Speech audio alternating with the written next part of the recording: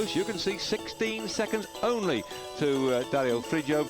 And Hamilton, the American, in third spot, just 18 seconds. What an amazing close battle we've got, and a fascinating day for you today with some thumping great climbs to split the field with the moment.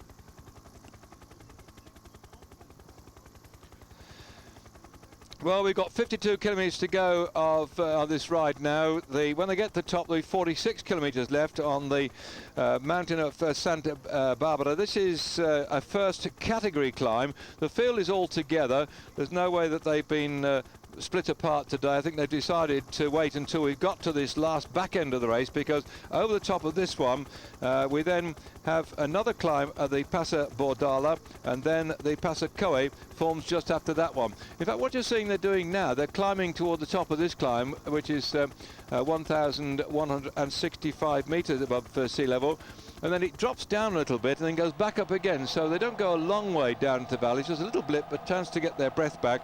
Only in fact about 1.5 kilometres, and then they take the second climb on. So virtually you've got two climbs back to back, which ought to split the field, because once they've gone over the top of the second climb, it's a thumping great long run down into the valley where we go through to La Girana, and then it's about 2 or 3 kilometres of flat, and then whomp up the last climb, which is 19.3 kilometres to go. That's about 13 miles, and there's a 12% in the midst of this, and they finish at the Passa Coe, C-O-E-Co.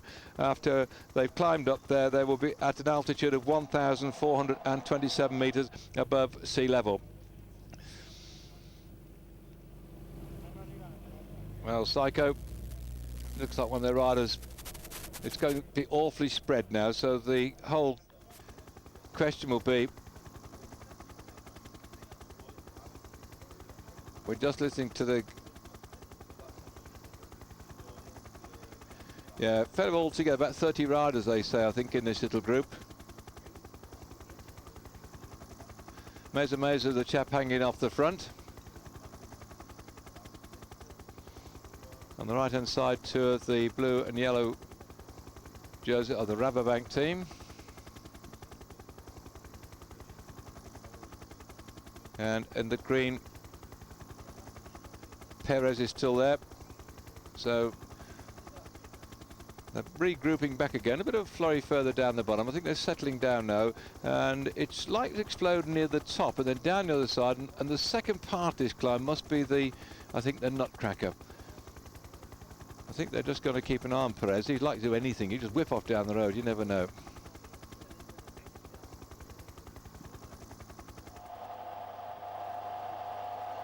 Well, according to my watch, it's just gone 3:30 Central European time, 2:30 back in Great Britain. I know that quite a number of people press the old buttons on their video recorders to pick it up later on, so please excuse me to those people who are listening to it live, who just recap what's happened so far, because certainly as we got on air a bit early for the tennis, the situation is that we start out this morning with Cadel Evans 16 seconds up on Frigo. In fact, Perez Cuapio just hammered off down the road, coming over our headphones here, that Perez Cuapio again, the Mexican from the Chelomina Panaria Fiorda team, has nipped off down the road. We should spot his green jersey down here. And in fact, there he is. In fact, he hasn't gone too far yet. They've marked him out. So they've got to be careful though, because he does sort of rush off down the road, then slow down a bit and rush off again, a bit like Claudio Chiappucci used to do. He's not one of those rhythmical climbers that goes up at a steady old pace. He's likely to upset the apple cart. So Evans then is still in the lead overall in general classification. Well, there he is in the pink jersey, 16 seconds up on Frigo, who's not far from him either for the Taccone Sport team, and Hamilton also just hovering in the red and white behind Evans is in third spot at 18 seconds. So that's the general position of the top three riders, and then very close it is then, because the Kelme rider Gonzalez Jimenez is in fourth spot at 24 seconds, and Carcioli is in fifth position at 32 seconds, Salvadelli sixth at 48. So they're all within 1 minute of the leader.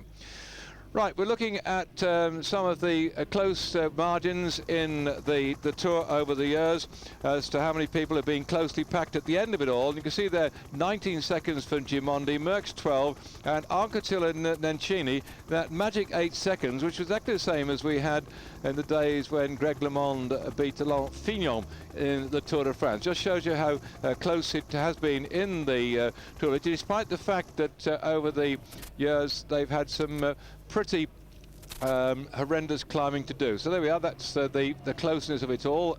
And that right now, as I just mentioned before we went to our little statistics here, we've got no less than 6 riders all in less than 1 minute of each other.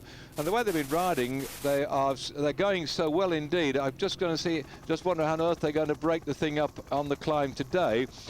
Tomorrow's an undulating stage, and I'm sure that the climbers will sit with each other, and then we'll try and sort it out in the time trial. But the man they've got to watch out for then surely is Hamilton, if he can stay close like he is here, because he's going to be a superb time trial rider when we get to that one on Saturday, which by the way is a gentle drag all the way, and it's fairly long time trial, 43.9 kilometres with a little bit of blip at the end, but it starts 158 metres above sea level and winds up 382 metres above sea level. So it goes up and up and up and up and up all the way through. So it finishes in Brianza. And certainly on that particular stage, then the die will be cast, I think, for the ceremonial run into Milan at the finish of the race. And will Cadel Evans still be in the pink jersey? Well, it's very difficult to predict this one because we're into unknown territory.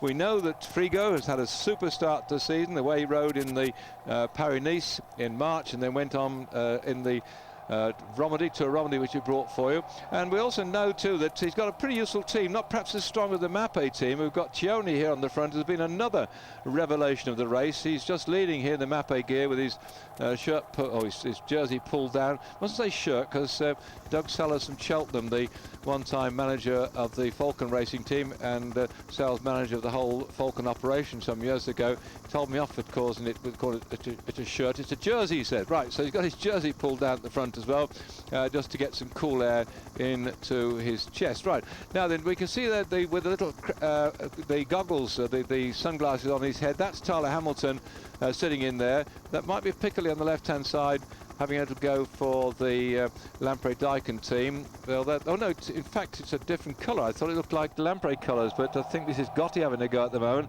Their main job, of course, Alessio, is to try and put a platform for Coaccioli, who is lying in 5th spot, 32 seconds down. So Perez Carpio now has decided he's got to have a go and pull back. A little attempt from Gotti to get away. It has opened the field up a bit, but Gotti is way off the pace. He's 17th at the moment, 7 minutes and 5 seconds back.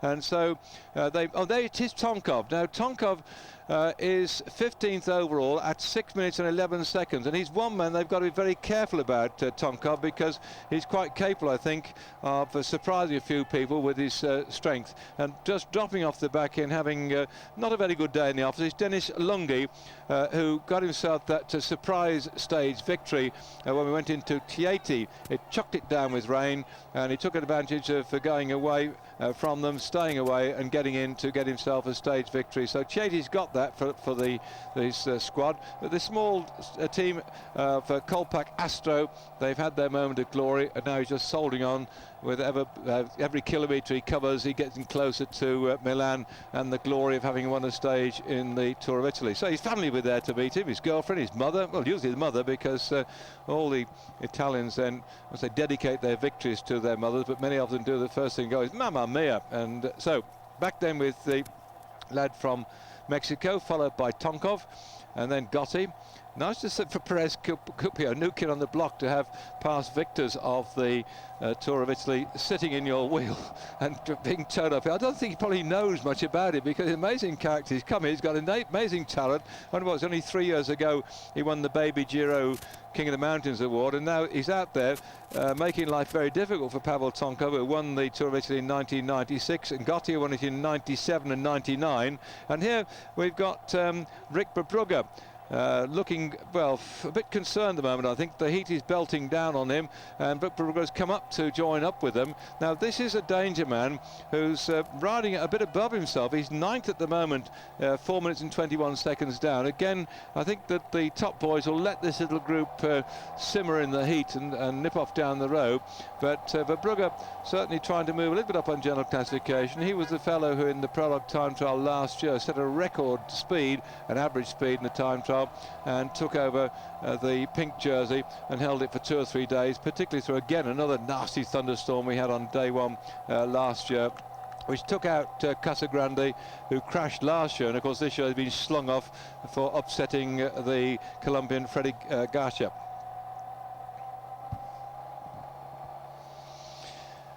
Well, there we are. That's the Kingdom Mountains little thing flashing away there on our screen, and it is certainly thinning down here. They're all on the little diddy low gears, and if you've just switched over from the tennis and staying with us, they've got 2 chain rings at the front. I know all the expert cyclists know about this sort of thing, but the whole object is, when you're riding a bike, is to keep the revolutions of your legs going round at about the same rate. So they can have up to 10 at the back. Normally, well, most people sort of buy bikes now with 8 gears at the back, 8 sprockets. Years gone by, you were lucky to get 4, let alone 8. So now they've got up to 9s and 10s, and on the front then they've got a couple of chain sets at the front, which gives them something about well, 2 9s, 18 gears or thereabouts. So you've got plenty of gears to choose from, and they're on the inside ring now. They're keeping the rhythm going, so the revolutions of the legs going round here is about the same they'll be going if they're going at a reasonable speed on the flat. So that's why they have these great gear ratios. I know in your motor car you've only probably got about 4 or 5 gears, and you can charge and just put your foot down, up you go, but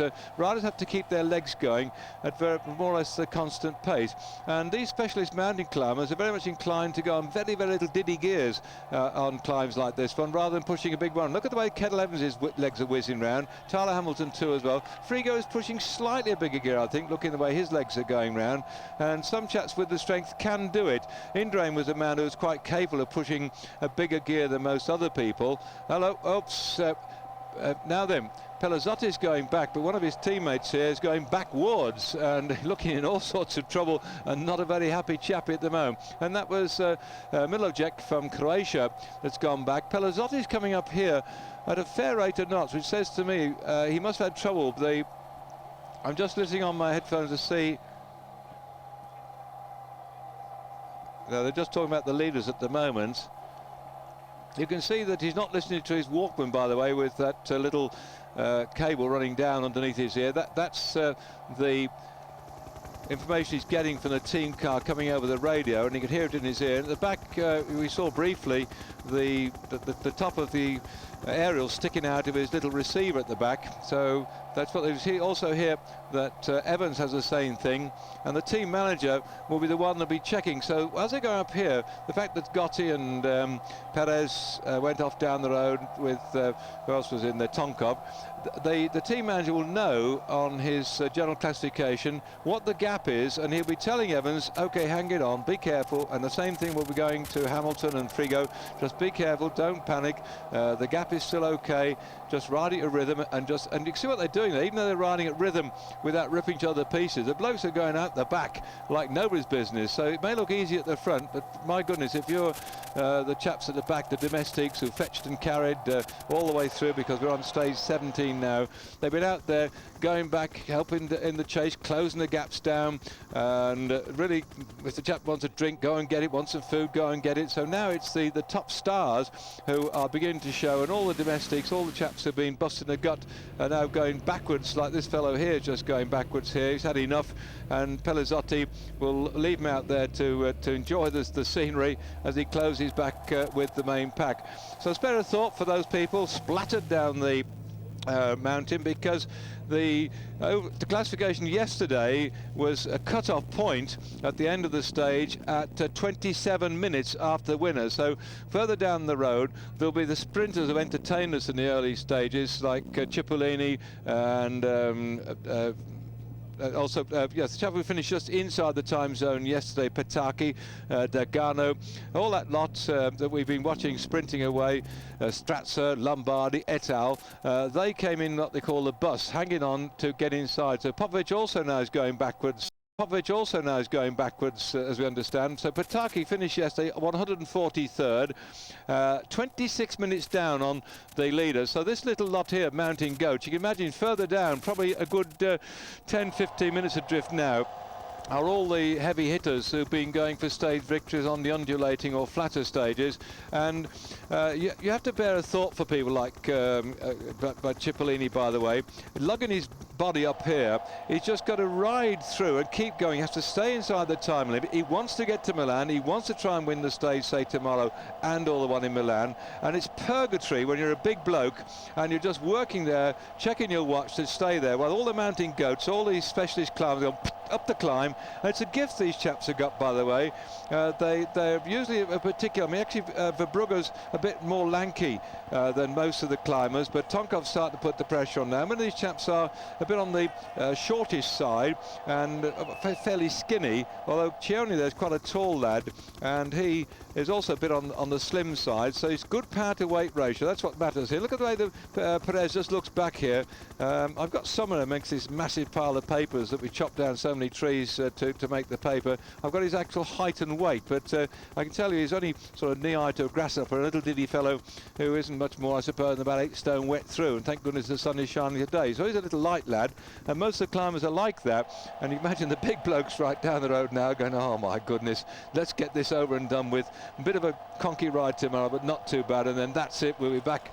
We'll struggle around the time trial, and we'll rip this little lot to pieces in Milan. So all these lads you see here, by the time we get to Milan, the race should be over and done with. And so when they're whipping around there, then certainly the riders will have an opportunity of maybe a bit of relaxing.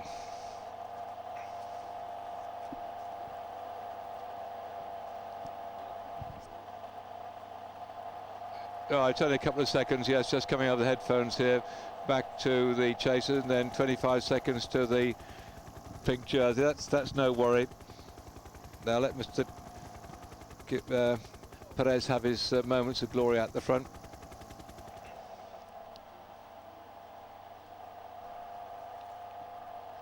Well, Tomkov's good to see him coming back, by the way, and he's a teammate of Max Chiandri.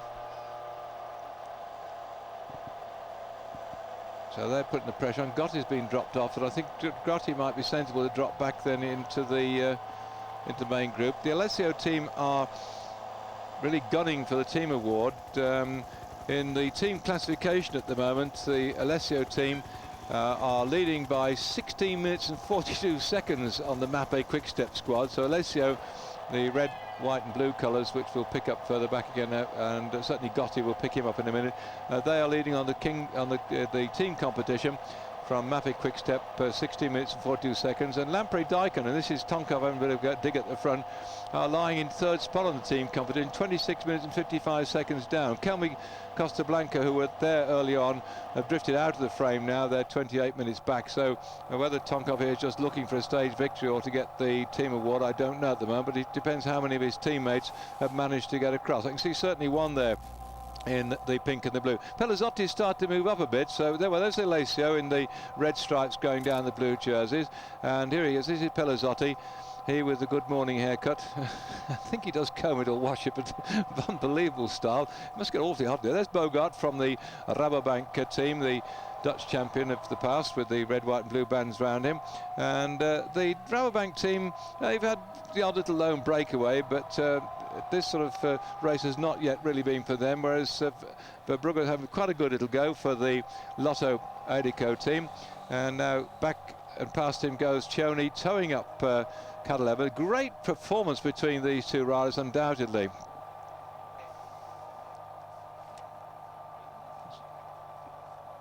So 21 seconds coming up is the gap between. So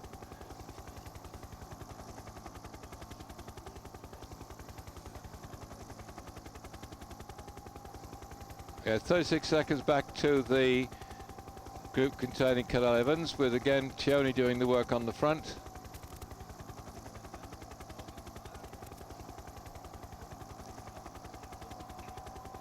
There is Cioni.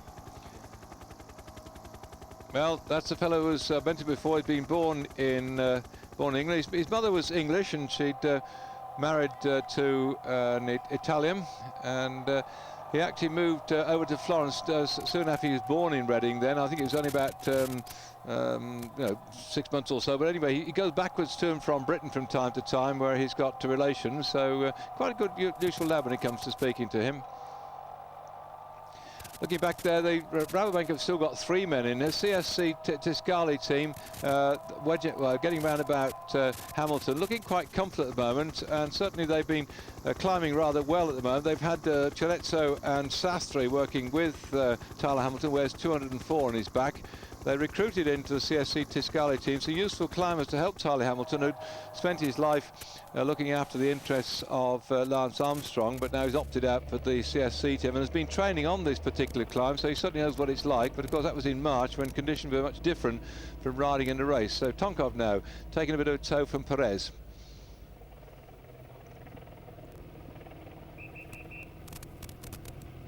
Little devil, isn't it, Perez? No doubt about it. He's warmed up by his height. Everyone I talk to has a bit of a nice word to say about him.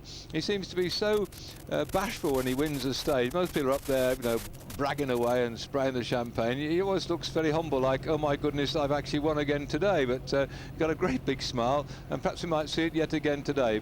He's a long way off the general classification. We didn't catch up with it when I ran down the list early on.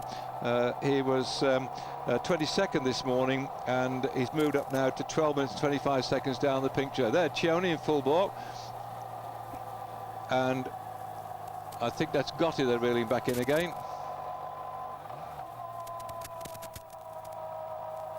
There, so the riders from the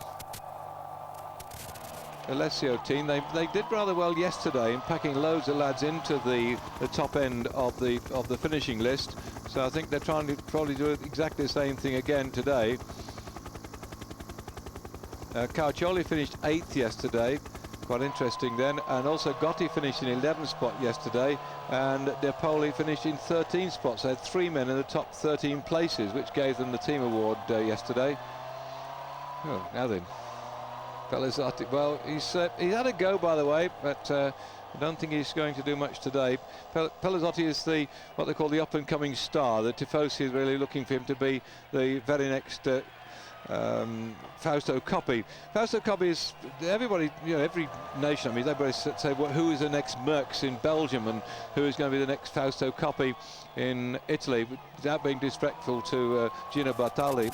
Gino Bartali was a tremendous man. Bartali and Coppi, they battle, but it seems that Coppi was the one closest to people's hearts. And as we watch him going up here now, still with Cioni working on the front, yesterday Perez got the Coppi Memorial Special Prize for climbing up that big mountain, as he had again the Mappe team come round here. So there's Tyler Hamilton, who picked out most of the contenders for the crown. Just people say, well, who the hell was Coppi? In fact, he just give me a chance to give a little rundown on it, because we did have that memorial to him yesterday and the special prize won by Perez.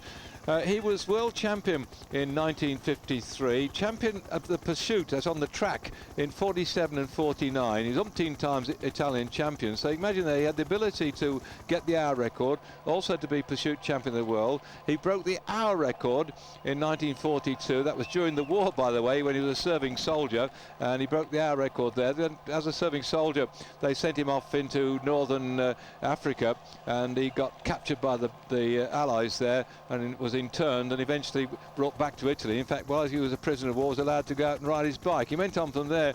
In fact, he won the Tour of Italy in 1940 before the war, and after the war in 47, 49, 52, 53 he won the Tour of Italy, and again he went on and rode the Tour de France, won that in 1949, 1952. He won 3 stages in 52, then again in the Tour de France when he won it in 1951 and 52, he had the King of the Mountains jersey as well, and he won the Milan-San Remo. Are you listening? Well, settle down, it's going to take a long time. Milan-San Remo, Fausto Coppi won it in 1946, 48, 49, Tour of Lombardy 46, 49, 54, Paris-Roubaix 1950, Flèche-Wallonne 1950, Grand Prix of the Nations 1946 and 47, and so on and so on and so on. His brother, by the way, Sersi Coppi, who was joint victor of the Paris-Roubaix I think it was that 1950. No, it wasn't around 50 because Copy did. But what he was, his brother was joint victor of the Paris-Roubaix, because that's the year that a fellow called André Marais got sent off course and came in through the press area to get back on the track. And originally they gave him the victory. Then they said he'd taken the shortcut. And then Fausto Coppi had it taken off him because Marais had been so far in the lead. And a great compromise reached in the end. They're both put as double victors, Fausto Coppi's brother Sersi.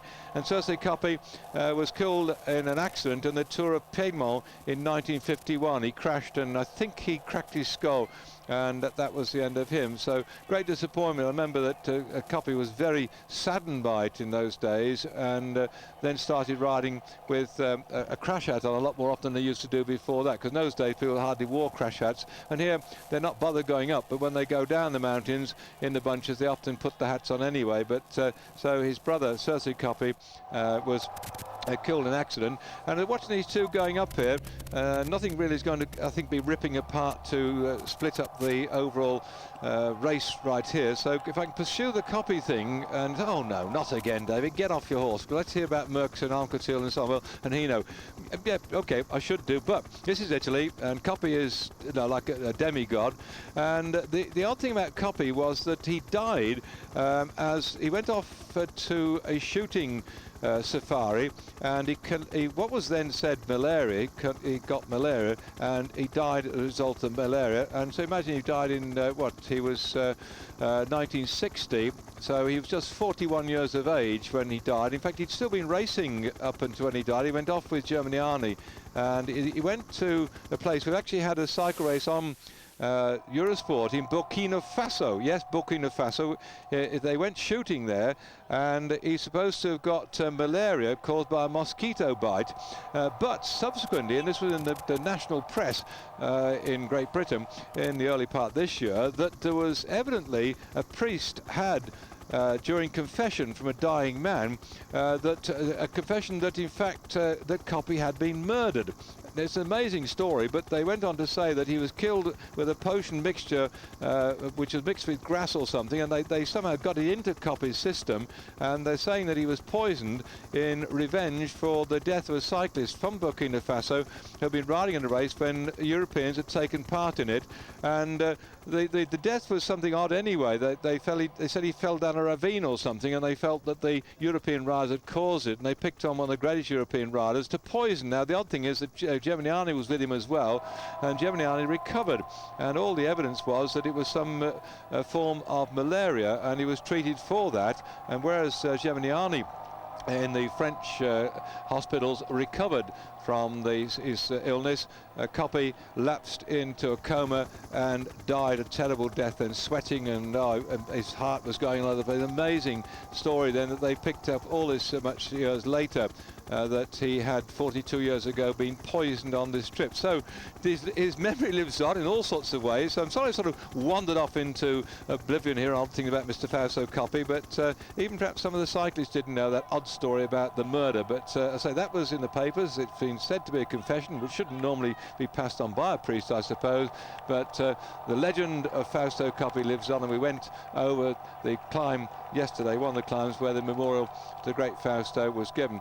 More of his attributes later on, I think, perhaps not today but tomorrow, because so I'm a bit besotted by the guy, and certainly I think we all have our little heroes, don't we, over the years, but he epitomised the man who could do everything. Imagine winning the world hour record, getting the hour record, getting the Pursuit Champion of the World, and getting the Paris-Roubaix and the Tours of Italy and the Tour de France. Great rider. Right, here's another great rider over the top. Perez taking more points in the Kingdom Managed competition. Tonkov's just taking a toe here, by the way, and Tonkov, I think, is after lifting himself on the general classification, and on the way down he might be able to show Perez the way to go, because Perez is descending reasonably well.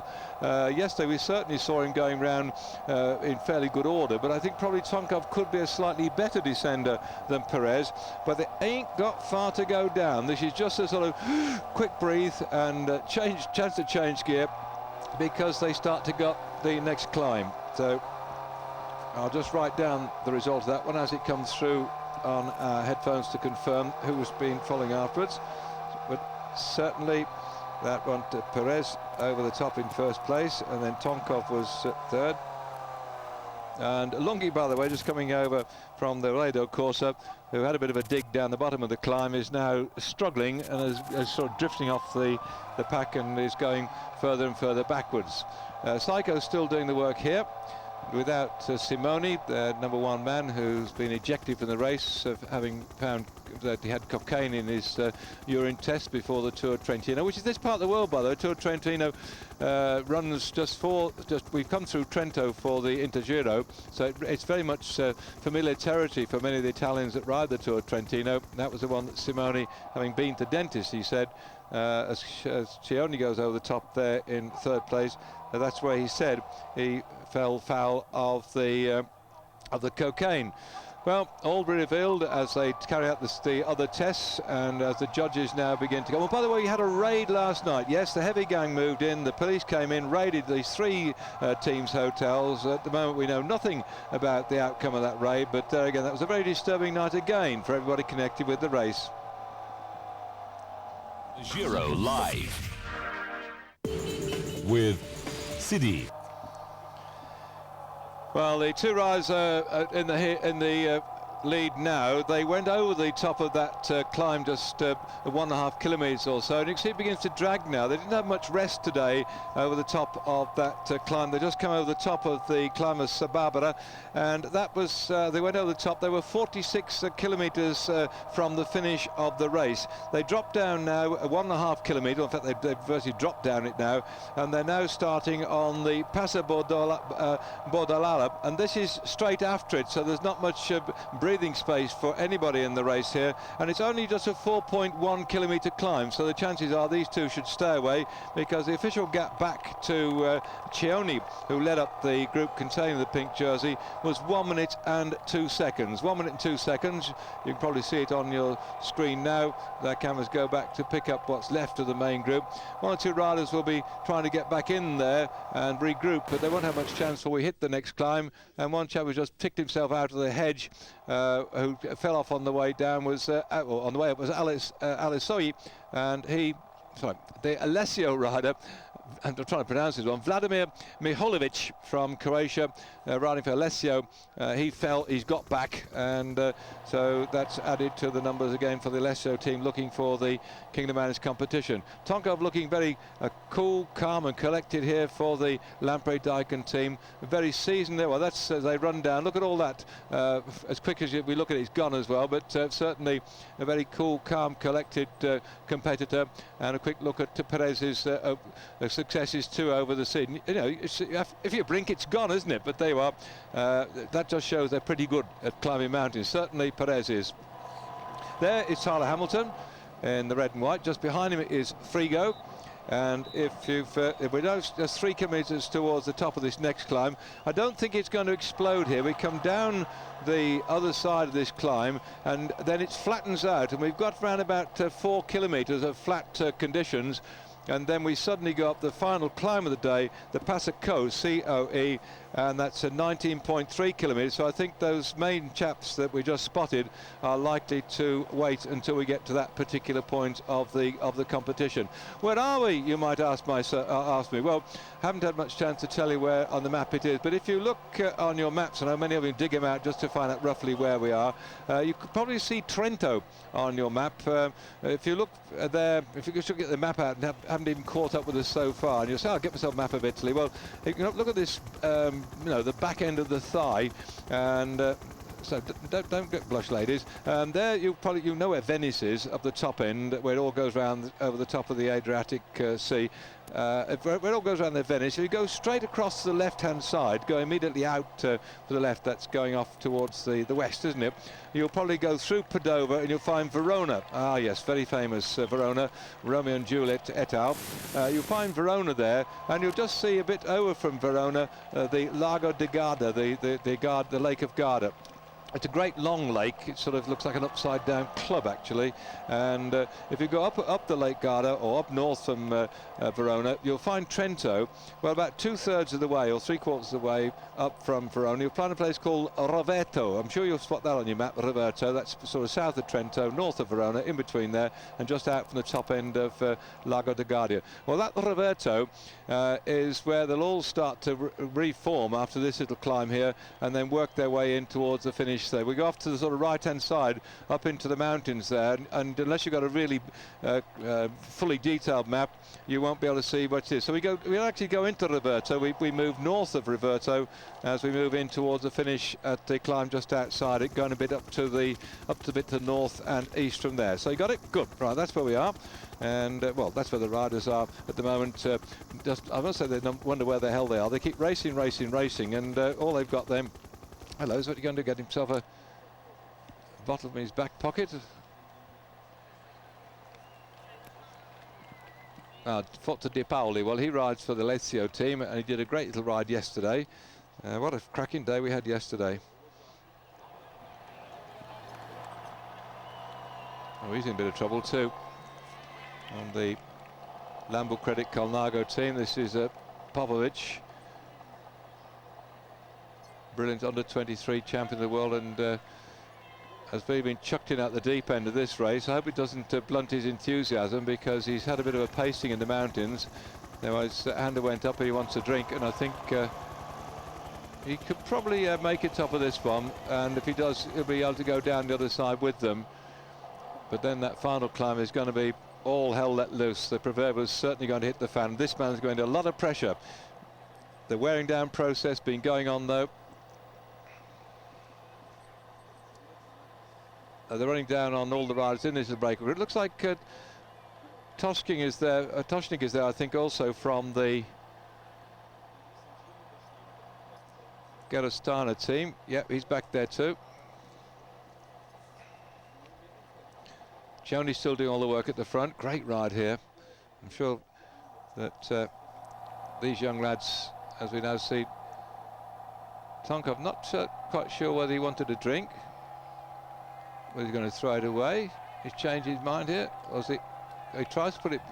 No, he hasn't got a feeding bottle. That's odd. I thought he was going to try and put it in the feeding bottle in front of the seat tube. Some chaps do have a bottle carrier there, but he didn't seem to do that. He put it back again, so he's changed his mind. Anyway, off we go towards the top of this climb, getting more towards the end. Not far to go to this one, so Perez, I think, will still keep... Oh, the Mexican in the hat! Go on, dance on it! Give us a bit of something to cheer about.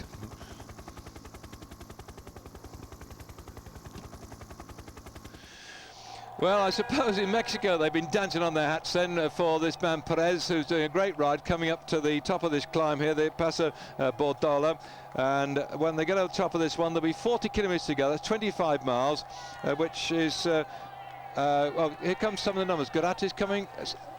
Salvoli, Verbrugge's there. Joni. Evans. Noe.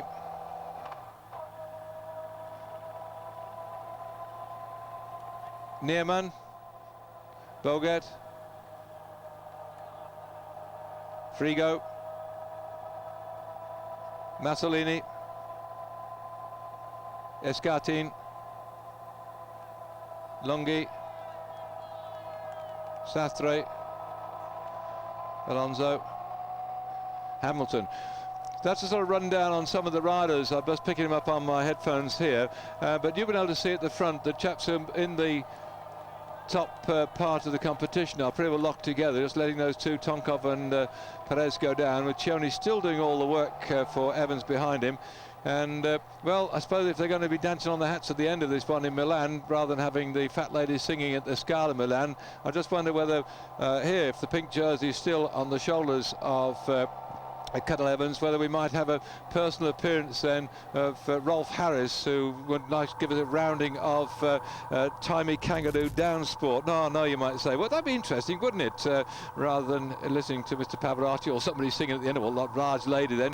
Timey Kangaroo Down Sport from Rolf Harris. That'd make it, wouldn't? And then I suppose if we wanted to, make it a bit sad then, if he loses it, I suppose we might get Slim Dusty to sing Pub with No Beer. That's a real sad song, isn't it? isn't it? Anyway, and anyway, Rolf Harris brought his didgeridoo and had a bit of a blast on that one. They have a real atmosphere because the Australians have done so well in this race, haven't they? With Robin McEwen setting off, getting a couple of stages, and then we've seen Cadel Evans up there taking second and third place, and then taking over the pink jersey now too as well. So maybe they have to get hats with corks when they get to finish. So all the Australians, if he gets there in pink, by the way, try and thumb a lift out to Milan to see him there, because it'd be an amazing performance if Evans managed to do that one. And so I suppose perhaps we might even get the Bee Gees to sing for his mum. But anyway, that's a long way to go. That's on Sunday.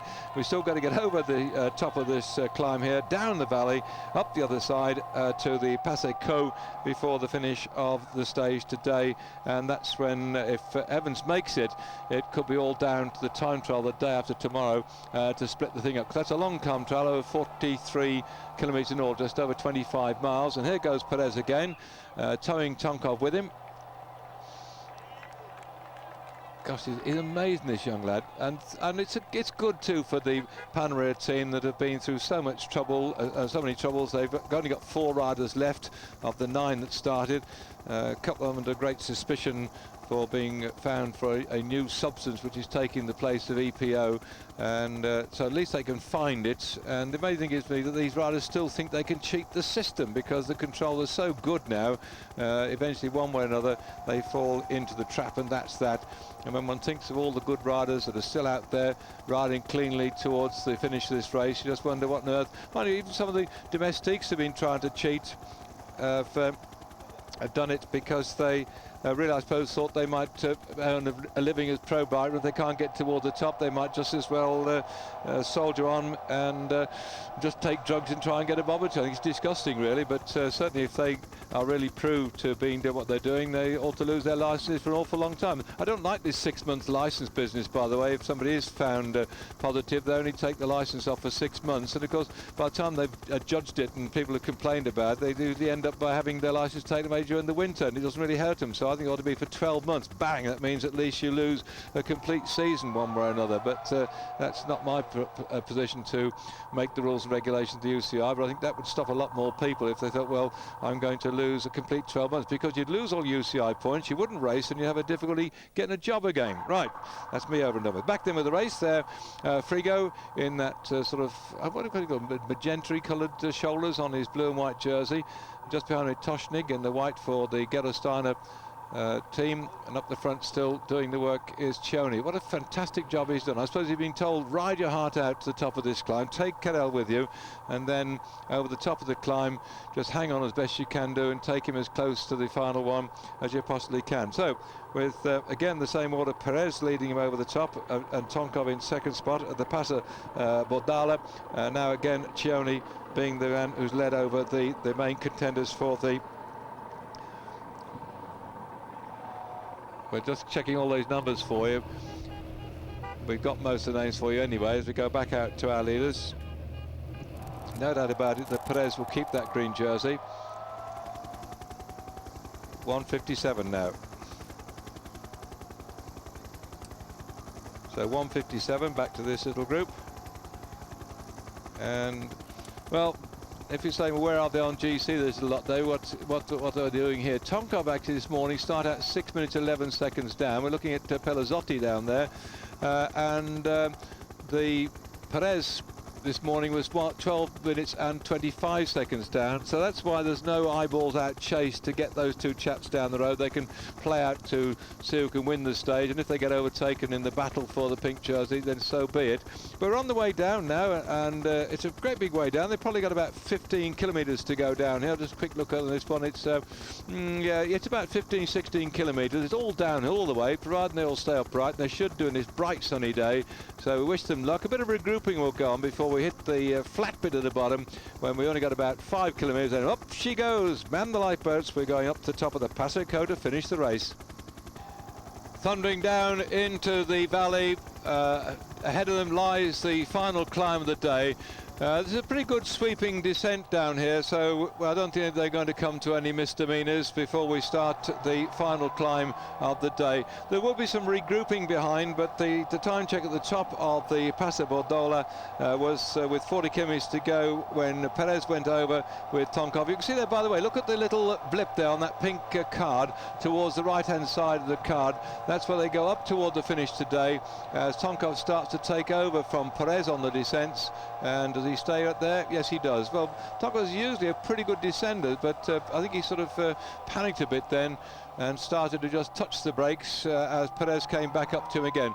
Well, the Alessio team looking for the team victory, team award today. They have to work hard because you can see there are 3 of the Mappe team. I think Noe is there together with the Kettle Evans and Cioni, and they're there. 3 Mappe. There must be at least 2 or 3 of the Alessio team, so they're going to have a bit of a dig for the team award today. Tyler Hamilton there on the left-hand side with the blue pants there. He's got 2 more of his CSC Tiscali teammates coming to him, and Lunghi looks like he's got back to them, having been dropped off, and Cioni going back to get a drink. Now, normally they don't. In fact, you now start putting bottles in his back pocket. This is because he's going to be looking after the interests of Evans. He's going to take those bottles up to Evans now, and it's highly probable he might even come back again. So all the work he's been doing. Oops, steady, Dario. Whoops. Gosh, they're going down here, by the way, at about 30 miles an hour, and then he's going to have to come back to it. He's just having a chat. Yeah, he said, well, there's something going on here with Evans and Cioni. Perhaps it's to do with going back for the bottle. Yeah, up goes the arm. There we are. That's a sign that they want the team car to come up, and they call back then the commissaires to the team car, and you saw the team car come up. Cioni has to go back to the back of this little group. He's filling his pockets with the bottles. He'll come back up towards the front to give drinks to Kettle Evans, because on the descent like this, most of them won't try to get away, because you only get a few 100 meters down in front of everybody. So I think they've decided now we'll get a drink and get ready for that final climb of the day, because I think it's inside 20 or 25 kilometers, perhaps 20 kilometers, they're not allowed to take drinks. So when they start the final climb, it will be 19.3 kilometers. On certain occasions, the judges allow the feeding to go on up to 10 kilometers, but it depends, I think, on today. I think it will be cut off before they go on that final climb of the day. Here comes one of the team cars. Of course, the great trouble is on these very fast descents, the riders can come down faster. Here we are. There's Lunghi getting himself a drink. In fact, I think he took it from the neutral service car. Lunghi's team car is not there with him. And this is neutral service car. See, with Shimano plastered all over it. Whoops, the buff, steady, steady, steady. That's been driven, by the way, by one of the not team car. That's one of the neutral service cars, and he chose to go up on the inside. Managed to get through quite comfortably. Imagine these lads; they're descending about 30 miles an hour, and you back at home, you might have your hearts in your mouths. Right, just to remind you then of the position for the top 3 riders. They're Evans, Frigo and Hamilton. That's on the general classification, and Escartin's been popped in there because he's a bit of a demon when it comes to climbing, but he went a bit off the boil yesterday and dropped out of the top end of the frame. So we just put down first, second and third, and Escartin, who might do something today to get himself back up. But the other chaps who've been going moderately well, if I just put you in the picture about the rest of the general classification that wasn't on our screen, to confirm then that Evans in the pink jersey has a lead of 16 seconds over the second place rider Dario Frigo from the Tacconi Sport Squad. Evans riding, the Australian, for the Mappe Quick-Step team. In third spot, Tyler Hamilton from the US of A, riding for the CSC Tiscali team. He's at 18 seconds. There the name on your screen now, Aitor Gonzalez Jimenez. He's actually lying 4th on general classification for Kelme Costa Blanca. He's 24 seconds down on the general classification. In 5th spot is Coaccioli from the Alessio team. The Italian is 32 minutes down, sorry, 32 seconds. Start again. 32 seconds down in 5th spot. You can see how far they've got to go, and here come the Kelme riders thundering down here. So they've got Gonzalez Jimenez in 4th at 24, and then from Alessio Coaccioli is 5th at 32 seconds. In 6th spot The 6th place rider is Salvadelli, Paolo Salvadelli from the Index Alexia team. He is 48 seconds down on the general classification, back from Evans. In 7th spot is Juan Manuel Jarate from the Lampre Daikin team. That's the lads in the pink and the blue colours. He's at 1 minute and 26 seconds.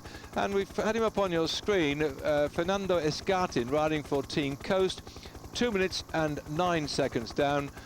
In 9th spot, Rick Verbrugge, 4 minutes 21 seconds down. I think it's a bit, we can't expect Rick to make up that time on the climb coming, however much he might do it. He's not going to take the pink jersey, and he'll have a job, I think, to catch up with his Escartin. And in 10th spot, Eddie Mazzoloni from Tacconi Sport. Well, he'll be working hard to look after the interests of Dario Frigo, even if he blows a gasket in the proceeds, and he's in 10th spot, so he'll just soldier on. He's 4 minutes 26 seconds down. Andre Noe from the Italian Mapei Quick-Step team, he's 11th at the moment, 5 minutes and 4 seconds down. Again, Noe's job will be to work with Mapei Quick-Step rider Evans in the pink jersey. Jens Hepner, who's been previously leading on the overall classification, is now 12th as at this morning, 5 minutes 6 seconds down. He rode his heart out yesterday, lost the pink jersey, and he isn't with this group last time I saw it. He'll be trying to get back there, but I think he's out of the frame now. Hepner back in 12th spot. Tonkov, who's gone down the road ahead with Perez, was 15th this morning, 6 minutes and 11 seconds down. And in 16th spot, the man with the flowing locks, Franco Pelazzotti from the Alessio team, is 6 minutes 16 down, and he's just ahead of his teammate Ivan Gotti, who's 17th at 7 minutes and 5 seconds. And young Perez out the front was 22nd this morning at 12 minutes and 25 seconds. That's the major contenders for the crown, and particularly those top 4 places battling out for the... Well, Pelazzotti looks like he's got a bit of cramp coming on here, and he's just trying to slake that loose on the descent. And let's watch what's going on. I think it's just a bit of cramp. Yes, it's nasty when you get that.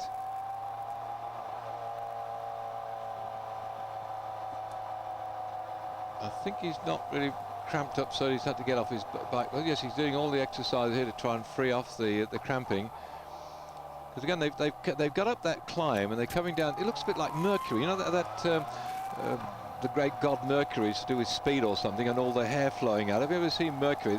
Mercury has some sort of hat on and the hair flows out around the back, a bit like Mercury. And just thundering down here, as you can see, the vines on the side of the road here. We're going down through quite a very interesting part of the road, by the way, because it just in this part of the world, just over the way from Roberto, is the main production for the Mazzamino wine. It's one of the finest of Trento's areas, so that's what we're going through. Trentino's red, and it's called the Mazzamino, and that's what you're seeing all the way through here. So no time to admire that lot. In fact, as yet the grapes have not started to come and not start to get the sunshine, which thank goodness has come out now to warm the riders, although it is unfortunate Pelazzotti seems to have got a bit of cramp at the moment. Should get rid of that, all being well.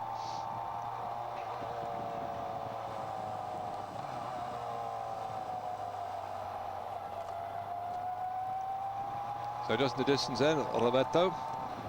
Been recommended to, well, they've got a very nice spinach with puff paste risotto with lemon or turbo with artichokes at a nice restaurant there. Not time for this, get on with the racing, yes. And well, it's a chance for them to get down into the bottom and then go along the flat bit and just to get their breath back, because when we get down into Villa Langinari, Villa Langarina, there's going to be a flattish bit which will take them around about to 4 kilometres before we get to Cagliano, and then we start to go up towards through Folleggiaria in towards the finish and finish at Passacoy. So that's what lies ahead of them. And there we are, there's all your great vineyards. Whoops, sorry about that, we're losing the whole thing. We're beginning to get near the very flat part of it all now.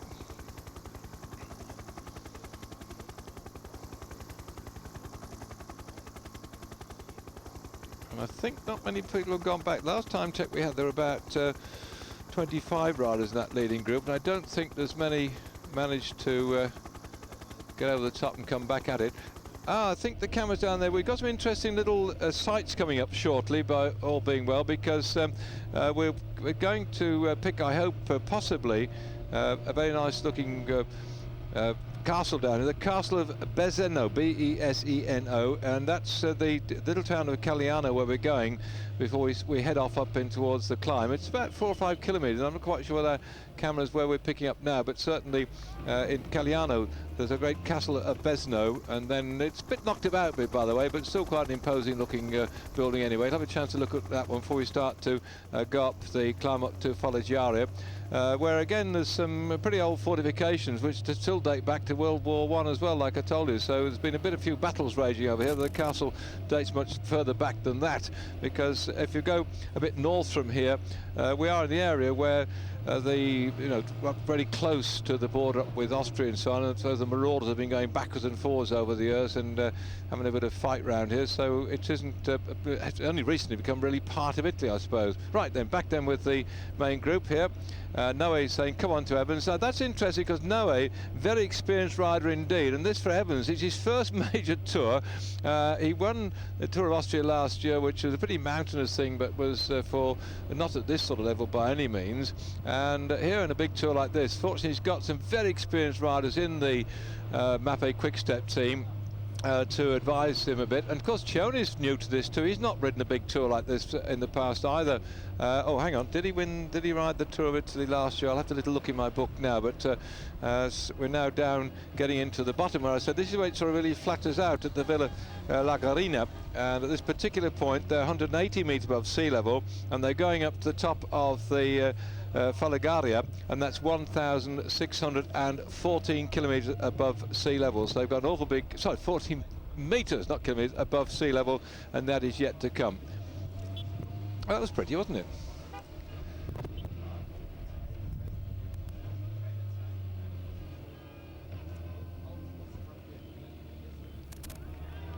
Yeah, a few more might have jumped across, but we certainly know that coming across to get on the back end of this little group, number 82 has just recently made it into the pack. That was Aitor Gonzalez, so he's gone up to join up with his mates in that little group at the front, and 157 has managed to get across to it as well, and that's Oscar Perillo from the Phonak hearing system. So Phonak have got a man up there, and that's Oscar's managed to make it across there. 157 from Spain.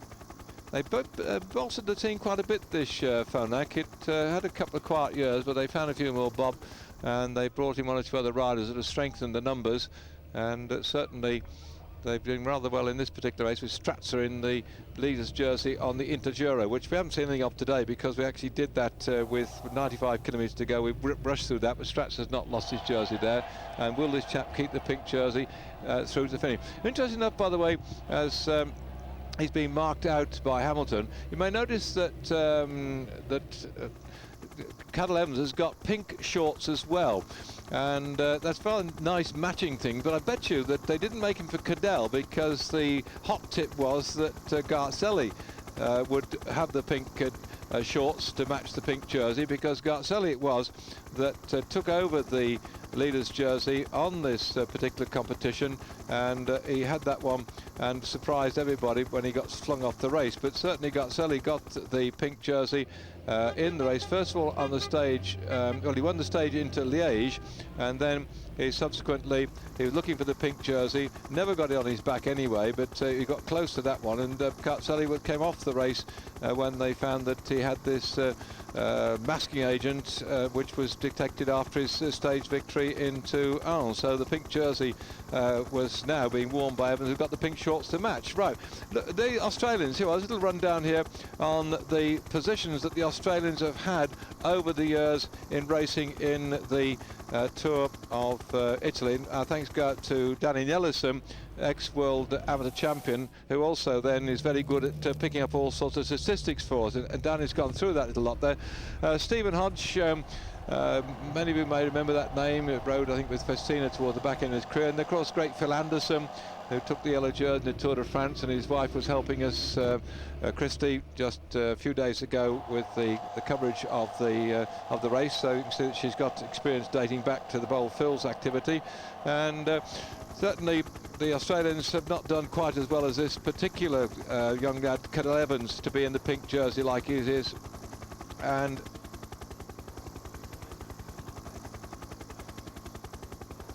we're getting some more information coming over here.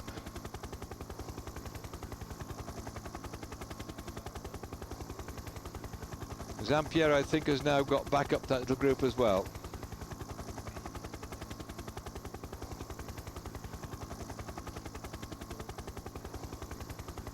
There he is, in the pink, with the pink shorts as well to match. I say must be made for Gutzelli, and who they were really looking for. And there's Tyler Hamilton into second spot. Manzoli in there too as well, and that's Frigo.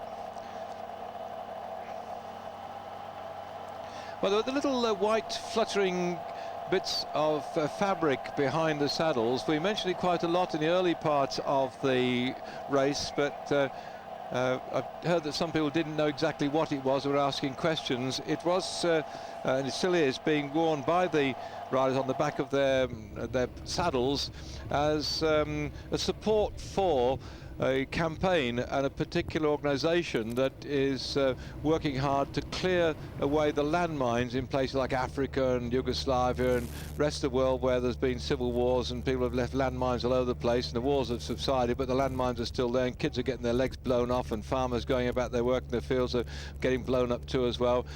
So there is an organisation that's devoting itself to assisting in the clearance of the landmines and also working for peace in the world, and that's what it is, a little white bits. I look at Noe saying, come on, you must come in here.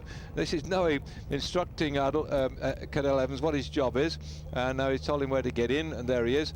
And so that's what a little bit of white at the back, the name of the organisation escapes me at the moment, but I think that also Princess Di was involved in it, and the riders are supporting that cause with that little bit of publicity.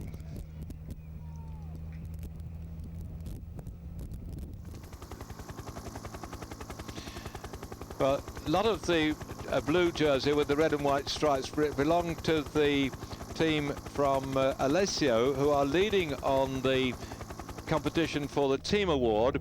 Two riders down the road here on the left-hand side of the screen. In the pink and the blue is Tonkov, together with the green jersey leader on the King of the Mountains competition, Perez. So that's those two down the road. The top of the climb, they just come over the Passo Bordala.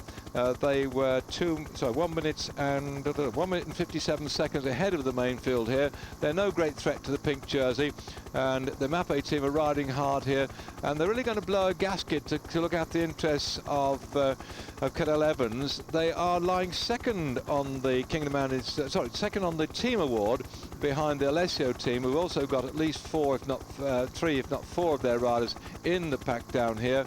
And so they could well go on the team award today, closing that little gap. But I suspect that both Cioni and Noe will ride themselves into a frazzle. For this man here, Cadel Evans on your screen, is concentrating hard. Who would have ever thought when we started this race, or even when we start this season, because Cadel, you may remember, he was riding in the right at the start of the season when we brought for you on Eurosport the Paris-Nice. That opened up coverage of the seasons of tours, and Cadel Evans was riding there on that occasion, and he's a very talkative lad, by the way. He's got plenty to say for himself, and who would have thought then when we're chatting to him that here he would be in the Tour of Italy leading in the pink jersey. But he started the season rather well, way down there in the Tour Down Under. Evans got stage 5 on that stage, and I think that must have been the one, as we look back down in towards the castle and beautiful buildings here, that might have been the one that went up Mengler's Hill. I didn't make it this year to Tour Down Under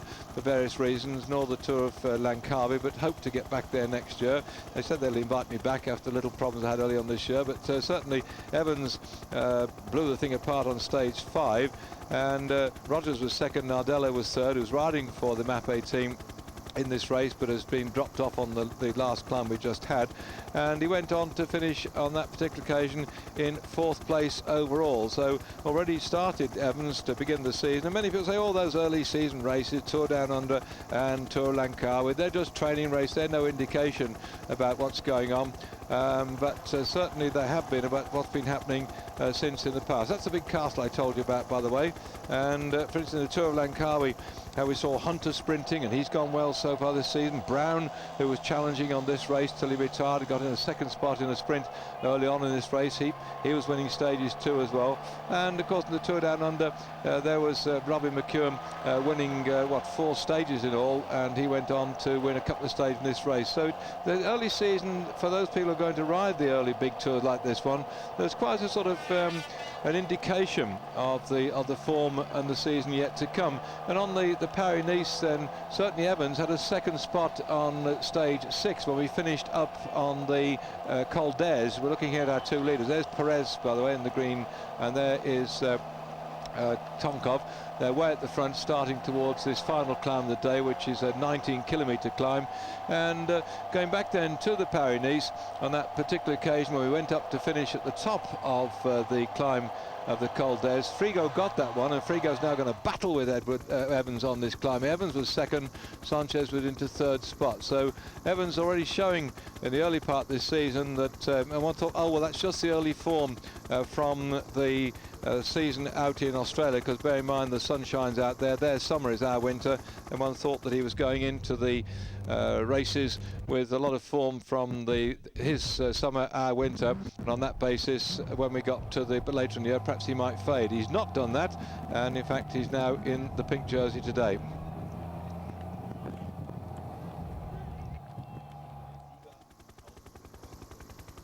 Oh, that's great, isn't it?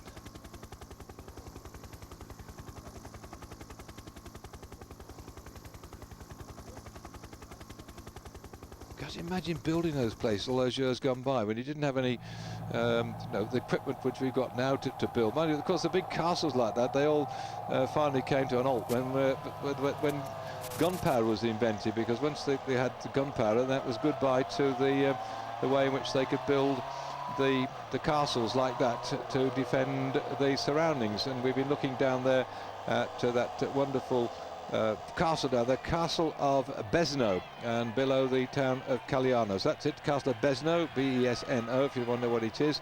And we're going up then at the top. When we go through Foggiare, we will see also another bit of fortifications, 2 left over from World War I. All lies ahead then, as we're now going through this remarkable part of wine growing area.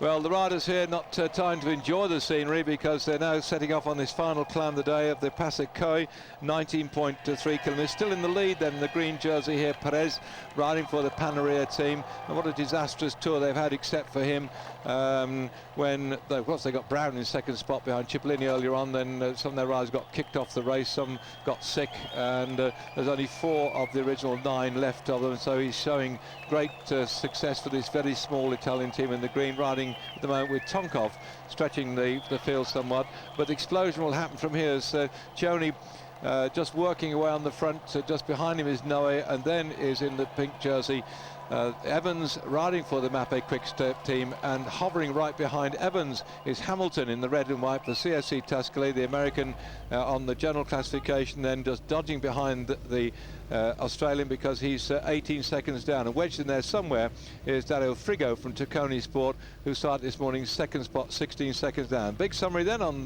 what's been happening so far. If those who just switched on to Eurosport, thanks for joining us on the fascinating part here up towards the final big climb. They're going to finish at the top of this climb, the Pass Coy, 19.3 kilometres. The maximum is 12%, and they go up 1,427 metres above sea level. So that's the climb facing them now on the climb here. And well, Cioni's been working pretty well. We've been on air for the last, I don't know, an hour and a half or so, and Cioni's always been there on the front, driving away, just keeping the pace up so nobody can jump. And there is Cioni with the blondish coloured hair, just sitting in the middle of that pack then, and I think it won't be long before he'll start to move over and put the pressure on onto Cadel Evans. Just a rundown on this sort of climb. We've come up from Cagliano now, and the early part is not too bad. We've just got a bit of a 9.4%er with 7 kilometres to go. sorry, 17 kilometres to go, so it's just around about here. It's been a bit toughish, but it begins to level out, and we have a bit of a flat run round through Folgaria, where there's some, in fact there is a bit of a flat in it, and that's the name of the place we're finishing. But we do go through this little town or little village of Folgaria, and then it actually there is a flat bit in there, but it isn't very long before they start the climb again, and that's going to be when the real guns will start to fire off the breather. I think we'll be around about between 5 and 4 kilometres to go, but the hardest part will certainly be with 3 kilometres to go. There's a 9.8 percenter, and then an 8.9 within that kilometre between 3 and 2, and I suspect that's where we're going to see the explosion coming. I don't think it's worth Frigo or Hamilton trying to put the pressure on too early. They'll just roll up there. These two riders, no threat on the overall classification, can have their own little battle for the King of the Mountains competition and for the award today. But on the King of the Mountains competition, Tonkov, let's have a look down the list here. He might be moving up into second, I suppose. No, he's a bit off the pace. He didn't have many points in the bank before we came through today. So Perez Cupio is going to be keeping that green jersey. And as at tomorrow's stage, there isn't much in the way of climbs tomorrow. If I can just quick look at it, there's a short climb. It's only a second category climb right at the beginning of the stage tomorrow, and I think Mr. Cipollini's lads are going to sort of bring the field back together again after that one. And we go into Brescia, where we've got 1, 2, 3 laps of a finishing circuit. So you'll be finding that, I think, will be a benefit for Cipollini and the sprinters who are struggling manfully at the back to stay inside the time limit. Yesterday, the cut-off point was 27 minutes, and we had 1, 2, 3, 4 riders all failed out to get into the finish in time yesterday.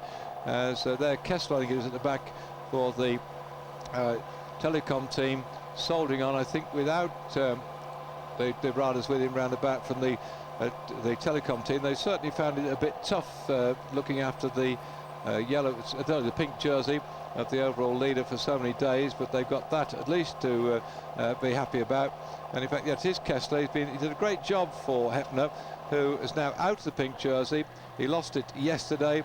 He'd had it all the way through. Let's see, 1, 2, 3, 4, 5, 6, 7, 8, 9, 10, 11 days Hepner kept the pink jersey since that lightning breakaway on the stage from Cuneo to Varese. So Hepner in 11 days in the yellow.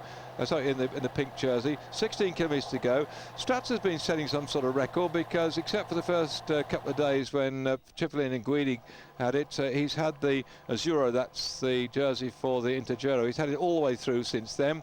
Cipollini's been in the Ciclamino jersey, and he's lost it to Stratza. We'll be looking, trying to get that one back too as well, I think. But certainly the big sprinters further back down will be renewing their battles tomorrow, whilst we're going to see if the situation can stand as it is coming into today. We're still in the lead then in the general classification. Evans, second, Frigo there on your screen with the blonde hair and the light blue shorts. And the man just behind Evans is Hamilton, and there he is on your screen. So those are the 3 people to worry about in the first, second and third position.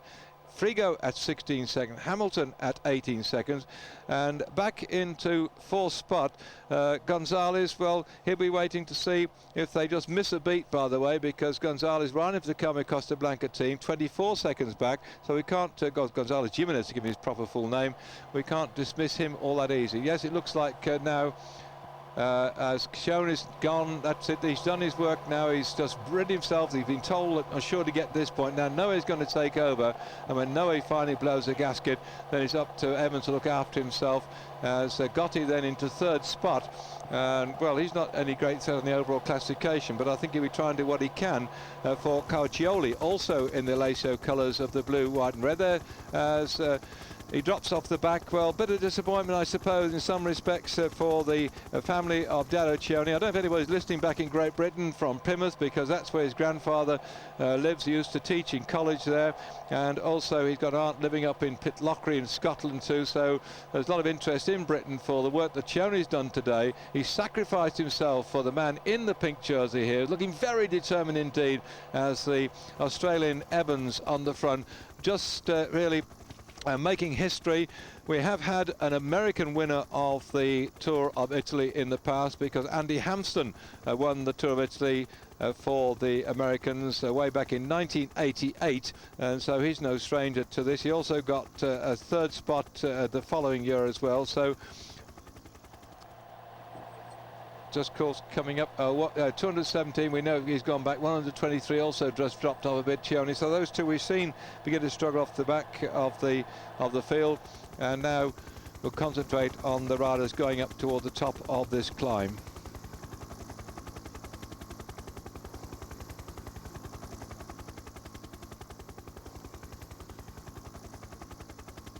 Hell of a climb, isn't it? You do the magnificence of these mountains, though, absolutely phenomenal. But so we're coming out through the Dolomites, and this man's had a wonderful time there in the green jersey, Perez Cupio, and right behind him Tonkov, who's getting a bit of form back as well. And all round about here you can see that the cameras go up and we can see the lovely conifers and the forest, and in there the birds and you know, you've got the eagles and about this part of the world, and also chamois and deer. So it's a wildlife is phenomenal in this part of the world, and the lovely wildflowers too there, the beautiful flowers that are in this. It's amazing, and because many people do come in as we go further up toward the top, of looking back down at that remarkable castle, that the people come up here walking and hiking in the summer. And of course early on there, the Edelweiss and the gentian white and the crocuses too. Marvellous part of the world. And if you feel like climbing up to that castle, you can imagine what it was like in years gone by when they tried to attack it, long before, I say, they invented gunpowder and started blowing holes in walls, and that was it. Anyway, who's going to blow this race to pieces? What's going to happen then between the battle for that pink jersey? Tonkov concentrating hard here, and Perez likewise. Well, certainly Perez will be happy to get a bit of company on this climb, and Tonkov, I think, is very determined for Lampre to get the stage victory, so there's no guarantee that Perez can romp away today, because it's quite a steady sort of climb all the way up here. We've got that bit of a flattening off then after the where they go through Foggiario. The gap is 2 minutes and 10 seconds, and that's not going to do any trouble to the overall classification, as Hamilton here beginning to work hard. I mentioned that perhaps Chioni's family may be watching today's stage, because it's very interesting to see how he's been going, but I wonder also if Hamilton's also got his fan club out there watching him back there in he lives in Spain now, by the way, Hamilton, and he's been doing a lot of training on these courses. He can climb very well indeed. He's also a good descender too as well, but he had a bad crash last year in Les Bastogne-Liège and had some troubles in the season, so he didn't have the sort of season last year that he was really hoping for, I suppose, but certainly he's up there now going. There he is. That's Hamilton on your screen too. And comes from Boston, by the way, in America. That's where the Tea Party was, in Boston. So he's come across now and living in Girona with his wife Haven, and they've got themselves a little home. And they brought their dog over, by the way. So the dog is probably completely unabashed about what's going here. And the dog got a marvellous name. It's called Tugboat, is the dog. Well, I think he could do with a bit so now, but here he is on that bike. And by the way, it looks to me like he's riding in those very, I think they're the ADR wheels. They're extremely light wheels that are handmade. And I think they cost like about £1,000. I haven't brought the information with me about the wheels, but they're extremely lightweight wheels and take about a week to make by hand, and they're extremely light indeed. They're free go now. He'll begin to put the pressure on, and I wonder if in fact they're going to actually weigh these bikes, because see many of them are these matte black bikes. They are carbon fiber and extremely light, and Frigo looks like he's losing a bit of ground. Surely, let's see that one. The camera's picked him up down there. I'll turn this thing back up on my headphone, because I've switched Radio Tour off for a little bit, because we also had the information of Paris. He is in trouble. He is in trouble. Frigo's in trouble. The man down in second spot this morning is in trouble. And his teammates gone back to look after him. And now he can recover. This doesn't mean to say it's all over and done with, but he's losing too much ground too quickly. That is an amazing turn-up for the books then. Frigo, who romped up the Col d'Ez on the Paris-Nice early on this season to show us that he was back with the bang after his problems last year. He won the Paris-Nice last year. He won the Tour Romandie last year. He's come into this season looking very good indeed. He's been riding consistently through this race and looking good all the way through, but now he's in trouble. Carrera. That's the bikes that Stephen Roche was racing on when he was doing great things, winning this magnificent Tour of Italy. 2 minutes and 8 seconds is the gap back from the leaders to the group containing the pink jersey.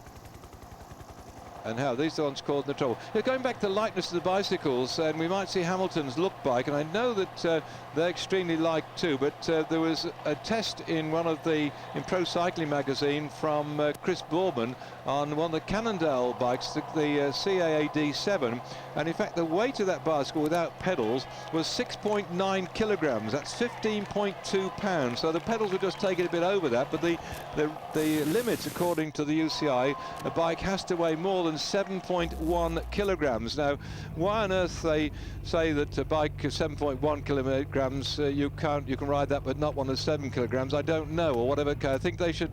The weight thing is quite surprising to me, because the new materials being used on bicycles, and it's great aid when you're climbing to have a light bike, but if your legs have gone, boy, it doesn't matter how light your bike is, that's it, you're dead in the water. And Frigo is going really through a lot of trouble here.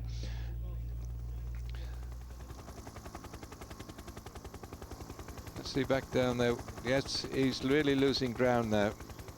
Well, he's got a brainy guy, left school with a technical diploma and went on in the amateur ranks to turn pro with the Psycho team and won a lot of races, 16 races as a junior, and then come on, did Frigo, taking over that pink jersey last year until the raid at San Remo. He confessed to having some substances. He said he hadn't taken them, but he confessed to having some substances in his possession, and so he was suspended, I think, for 9 months, and he started this season without any real racing, and without any, 9 months of lack of racing, but certainly got very quickly into the swing of things. But suddenly he's gone now, and up there too, Noe from the Mapei team putting the pressure on. This is now the battle between Hamilton just trailing behind the pink jersey of Evans. Coaciola's probably got to do the work now for the Alessio team. Rise number 22, he was just a little bit behind. The Alessio in the red, white and blue, or blue, white and red to be more precise, are still there, looking very strong indeed. Also I can see there that we've still got Jimenez then, Gonzalez Jimenez. He rides number 82 on his back for the Kelme team. He's also in the fray, so it's only Frigo that's begun to lose ground. Didn't quite see Salvadelli, but he's been on the headphones as being in the group at the earlier check. So if you look out for the man riding for Index, Alexia rides number 75 on his back. He this morning was 48 seconds down. Escartin in the yellow, rocking a bit back there. Looking a bit in trouble at the moment. Yes, he's just following on behind Salvadelli, and so Escartin in the yellow, all on his own. The coast team not particularly strong in the mountains, as Evans now this is really critical time for Evans. If he shows any emotion that he's finding the climb very hard, then they'll start to attack him, and poised behind him Hamilton will just watch and wait, and if he suddenly thinks that Evans is weak, then he'll go, believe you me. But that, I think, is going to happen in the final 3 kilometres of the climb today. Still some way to go.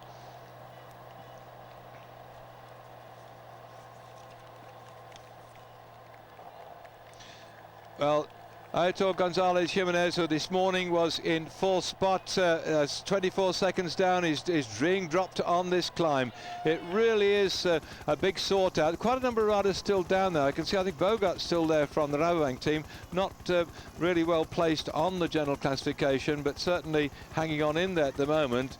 It's just whittling them all down one by one, and the crowd is ever on the side. Well, you see the down the left-hand side there, the fire engines. They bring the fire engines out of the towns and position them where they can get in case there is a fire somewhere, because the roads are absolutely closed, and they move the fire engines to a place where they can get to deal with any fires, because no good being slap bang in the middle of a town. This isn't much of a big town here anyway, and you can't get out because the roads are closed, so they have to move them out of the town and get them to where they can get on the roads and either go back in the town if necessary, or go out down to any fires that may be anywhere else than in the town itself. So just that's part of the planning that goes on, by the way. Just to say, the race is coming through, let's go and see what's happening. They have to plan all these sort of things, as the two riders here from the Taconi Sport team looking in all sorts of trouble. Frigo is not an happy chap.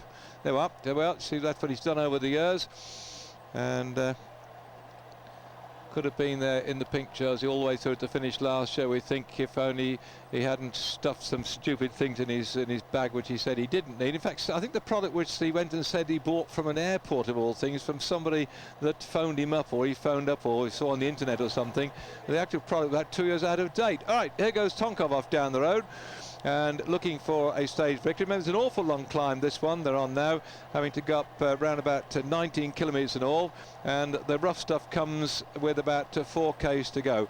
We've been up here in recent years. In 1969 through Folgaria. The race came from San Pellegrino, says he'd taken a quick drink of his San Pellegrino mineral water. Through San Pellegrino to Folgaria, and that was won by Zilioli of Italy. He came in just 3 seconds ahead of Gimondi, who was second that day, and Micheletto third. Gimondi was in the pink jersey, and Gimondi kept it right the way through to the end. And that was the other Eddie Merckx, who had been in the pink jersey, was flung off when he failed a dope test. And to this day, he still says he was innocent, and he feels that somebody sabotaged his urine or his drinks to make sure that he got flung off the race. That was in 1969. Amazing set of circumstances. Took Eddie out of the race then. After the stage 15, he was stripped of his jersey and kicked off the race, and he was very upset with that, believe you me. So coming up then on to the climb that in Folgaria in 1969 was won by Ziliotti.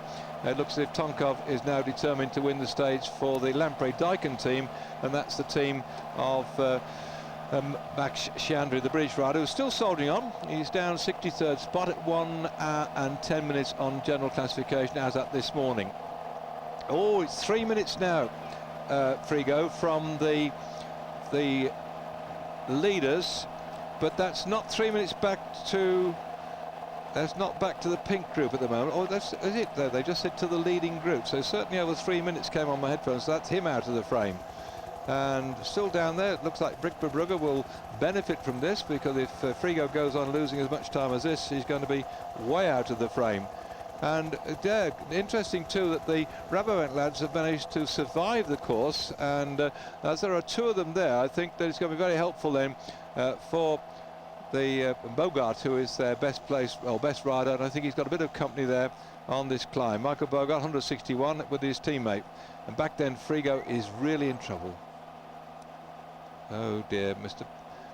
Pavarotti can start singing then that mournful songs. Oh dear.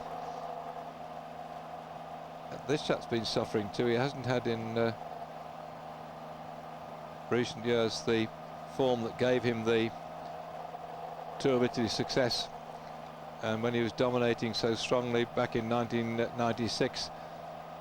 He finished second in 1997. He finished second in 1998. Tonkov, one of the most experienced riders here. This is one of the least experienced riders. Evans, who would have thought, riding his first Tour of Italy, never ridden a 3-week race, leading the great Mappe Quick-Step team that's had over 600 victories in its time. And here Frigo, tipped as a chance to win the race, is now struggling to stay with his teammate and losing ground all the time. Frigo, what a wonderful start to the season in the Paris-Nice and Tour of Romandie, and then in Trentino too as well, and suddenly he's going through a very, very bad patch.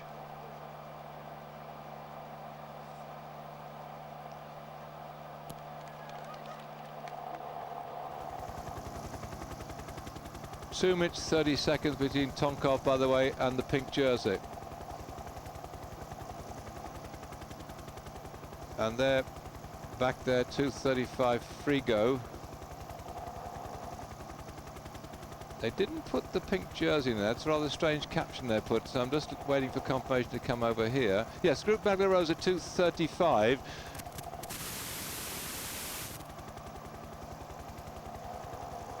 It's such a long climb that Frigo has a chance to recover, but if he continues to lose ground, he's going to drop down the general classification. He was second this morning.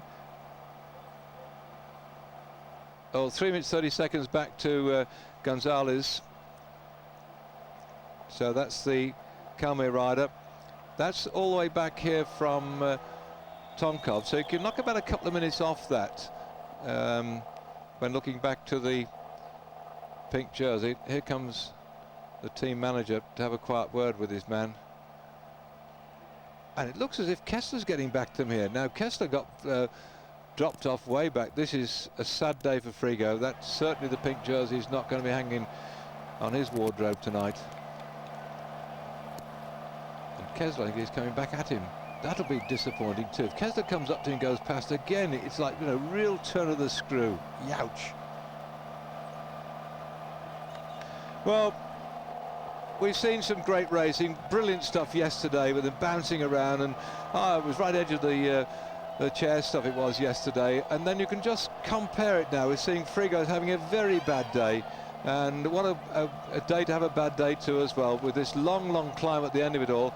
And really we've no more big mountains for him to do anything to get back the time he's losing today. Sometimes riders have lost a bit of time, maybe with 2 or 3 more days of mountains to come back. At the moment in the yellow jersey is Escartin, and Escartin has 4 minutes and 50 seconds back to Frigo now. Oh, he's going almost back by about, I don't know, must be losing about 20 seconds every kilometre. He's really dropping out the frame now. But going back to yellow jersey of Escartin, he had a bad day too yesterday as well, and just couldn't hold the pace and dropped down a bit. He finished in the end looking down here behind Evans. Where was Escartin? He was pretty well down yesterday, but certainly he's having a better day today. But having lost that time yesterday, it means that he's going to struggle to, but he probably get himself up into about the top half dozen places, will Escartin.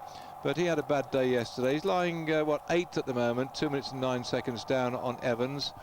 Yes, he was yesterday 12th, that's right, 2 minutes 15 seconds down on Perez, and which meant he was about, 7 seconds down, no, a bit more, just 6 seconds down on Evans yesterday. He's still in there at the moment, but he certainly just wasn't able to punch towards the end and challenge, so he just drifted a little bit off the pace, did Escartin. He's looking a bit better today, but that's as yet before the whole thing has erupted.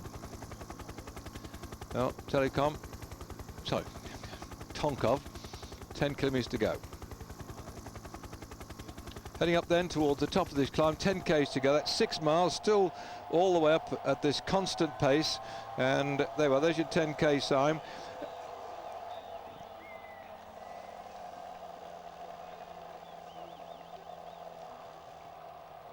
Now,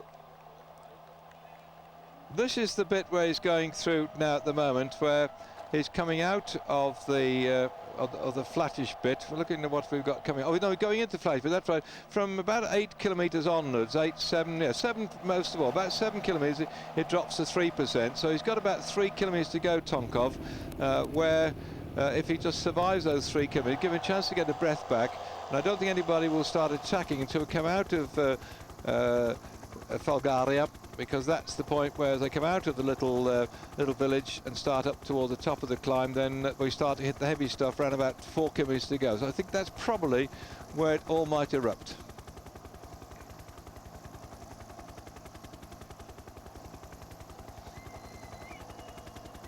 Well, Perez is also going through a slightly bad patch.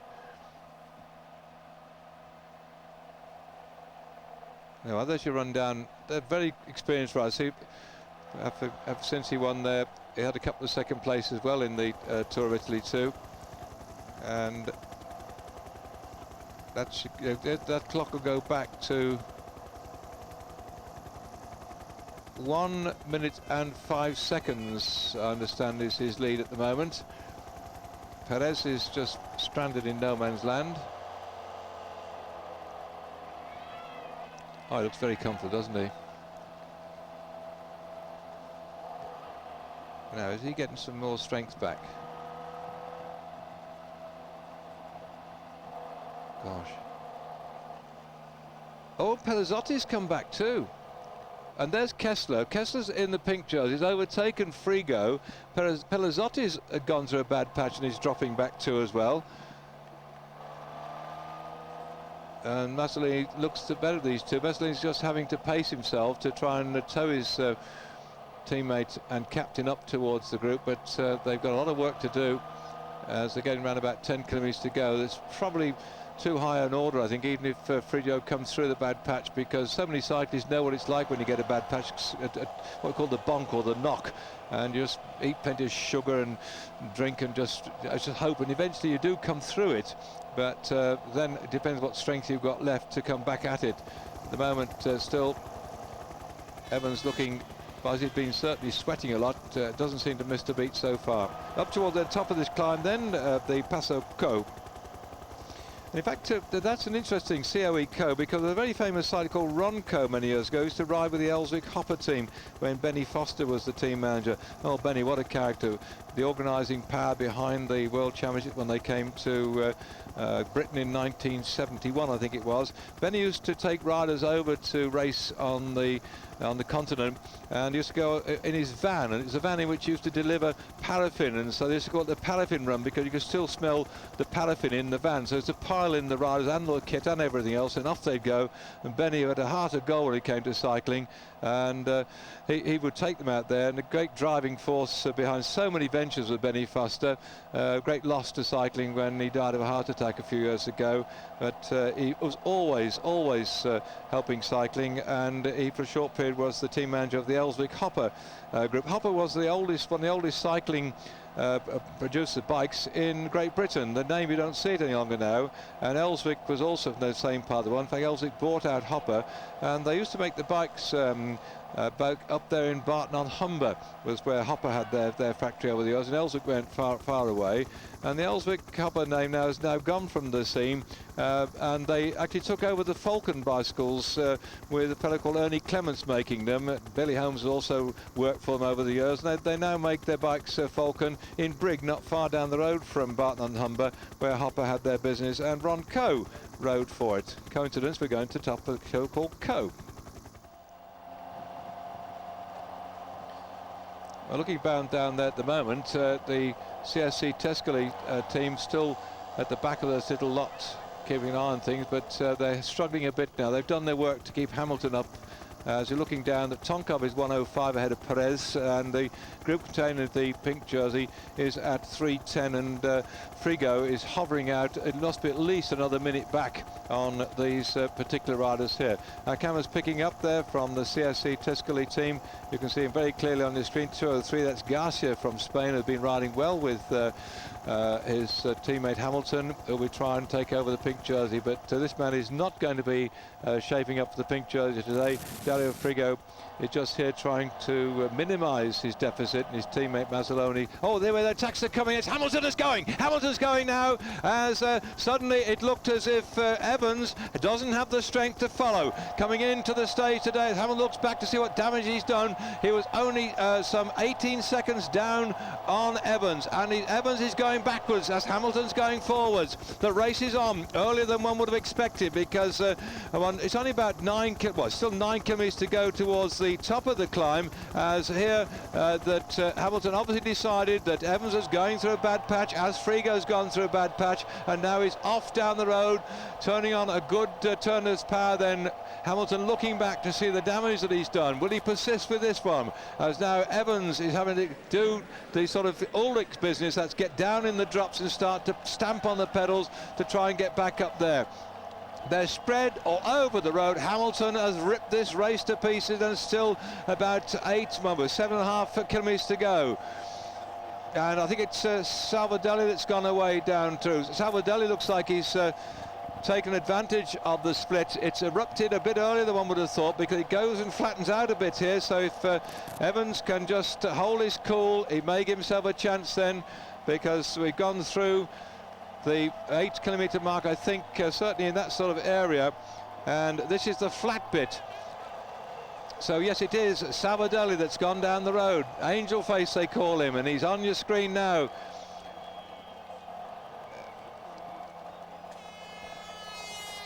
Well, this is what he did yesterday, but they pulled him back on the descent, riding one of these Copy bicycles. Copy long since dead, probably up there in the sky, watching this, because this is where riders like Copy would just go away and fly through over the top of the climbs, leaving everybody stretched out behind him. And Sabadell then, as it was said in cycle sport, the avenging angel they called him, because he's had bad luck and ill fortune in the last couple of years. He had pelvic problems in the year 2000, and then last year he had problems too as well. So terrible form when he tried to ride last year's Tour of Spain, and he'd been out there trying to get his form back, but he just said enough was enough. Well, my goodness, Salvadelli now, who had a great ride yesterday, now looking to try and get himself even further general classification. He finished in second spot yesterday, 53 seconds behind Perez, who won the stage, and he was just ahead by 2 seconds from Frigo.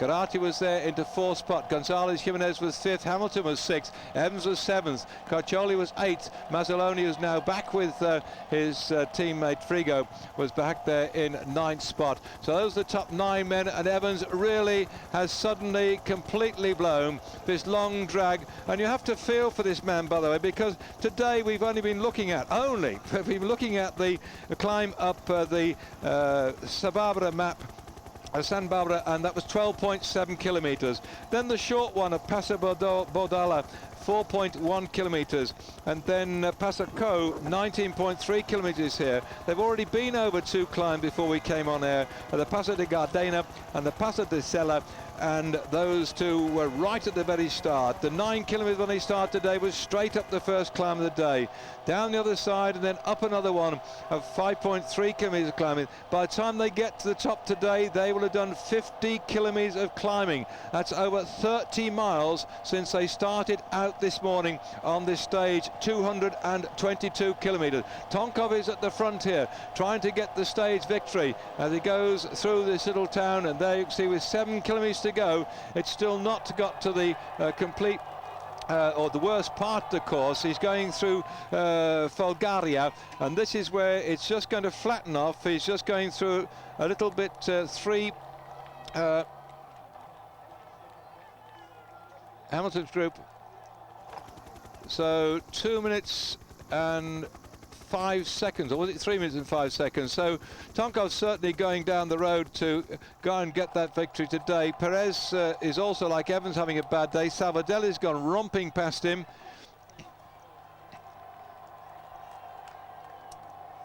Salvadelli looking remarkably comfortable here, but he had the bad patch in the halfway through this race. He's only beginning to come good now.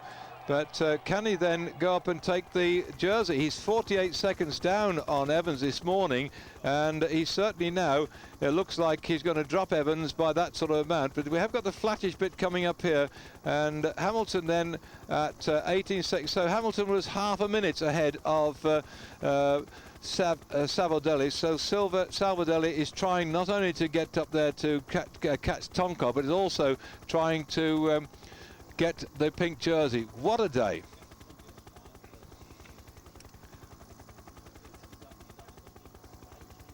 Well, it says 4:05 Tonkov to Evans, but we're more concerned here with this man on your screen. If you go back to Tonkov, it's Salvadelli is going for that pink jersey, and Hamilton will have to watch out too as well. Here he is. Well, this will be great reward for him if he's going to take the pink jersey.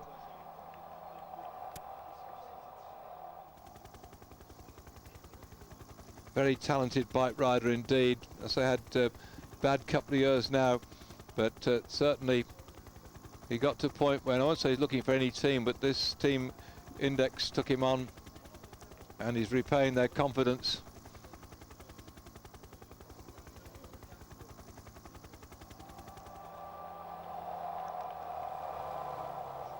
One minute back to... I've just hit 1 minute coming on my headphones, but it's difficult to see whether... Yes, this is a flatter bit now. You can see that both of them are pedalling a lot easier as we go through the village, and then the tough stuff starts.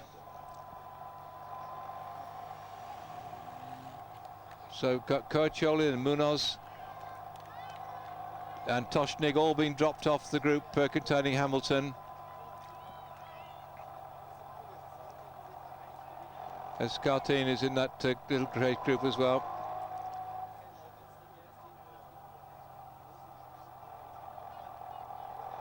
Now this is the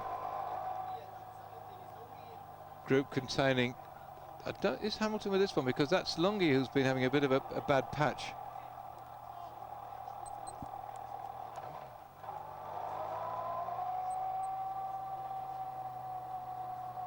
Yeah, well, that's the rundown in the group, which is now without Evans, chasing after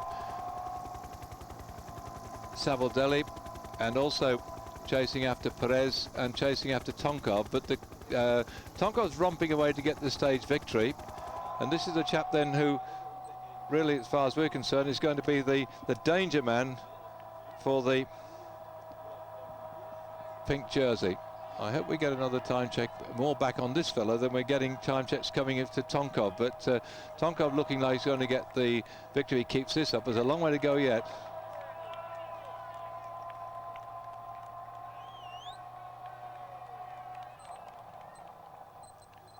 Well, Tonkov has got 5 kilometres to go, so he's quite happy with his situation. But what's going to happen with Savoldelli?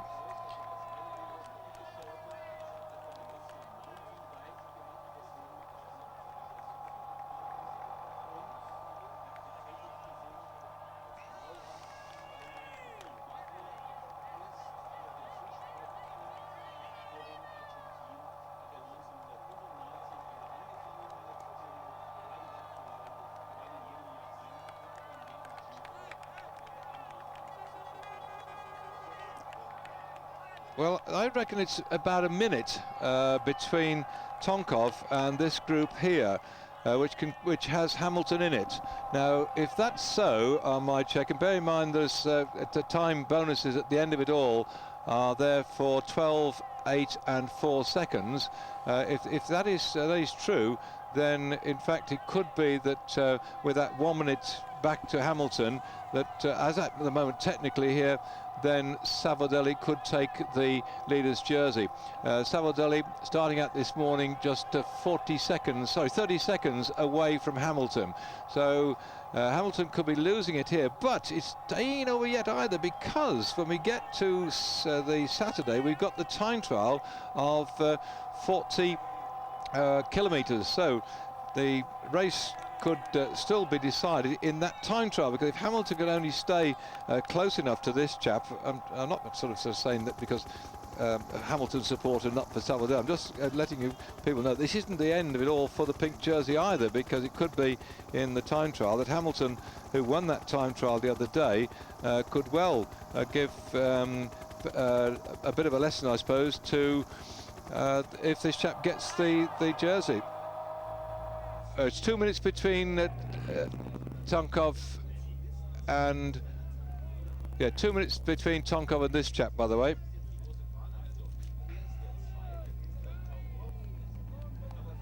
So it's 2 minutes back to Savoldelli, just confirmed here. Savoldelli in the time trial, just having a look here, that Hamilton won over 30 kilometres. He lost 1 minute and 36 seconds, so he's not a very good time trialist. That won't be, say, some consolation to Hamilton, who's there, as you can see, in that little group there. In fact, Lungi's made it back up again. He had an awful bad patch. Perez has now been swept up by this group, and Toshnig's doing the work on the front, so it's not as vicious as it was yesterday. So Hamilton, I think, also, having got rid of Evans, is probably now, I won't say regretting it, but he's got to keep this man, Savoldelli, probably less than a minute from him, or if he went up to maybe 1.5 minutes, then we have a fantastic time trial on Saturday. So it's not finished yet by any means, this race, even if it stays like it is on your screen. But again, we've seen riders with 4 kilometres to go. We've seen riders go through a bad patch in the past, and even in the last few kilometres.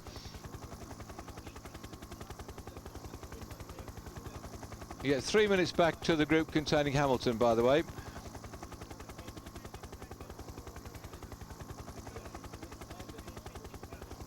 So there you go. There's no doubt the way he's going at the moment that Tonkov can pick up this victory today. And let's have a little bit back in his records, because he's going pretty rapidly, isn't he, though, Salvadelli? And brilliant performance. 3:10 then.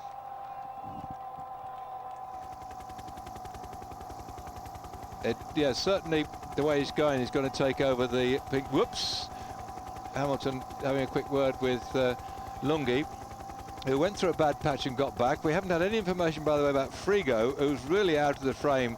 The way he was struggling further back, they've not even bothered now. Oh, Gotti's now over 4 minutes down on Tonkov. Now, Hamilton's starting to go. He's decided he's got to do something about pulling back the gap. He's got to keep it close now. And I rather thought they weren't going to go until 4 kilometres to go, which is about where they are now. So he's doing damage on the rest of the canal, but he doesn't seem to quite have the zip in his legs. He's certainly shelling out 1 or 2 here and there, but they're not going out backwards at a very great rate or not. So he just hasn't quite got the zip at the moment, Hamilton. Well, what a day. 2 days on the trot here. And still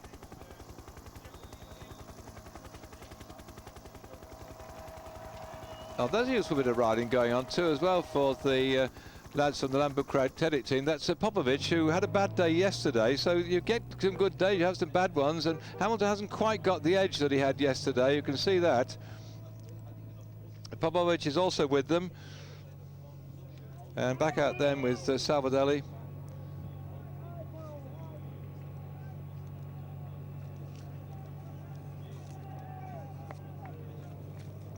Well, this is going to be quite an interesting set of circumstances, because who would have expected? We had so many changes in this race all the way through since we set out on day 1 up there in Holland. He's now got 3 kilometres to go.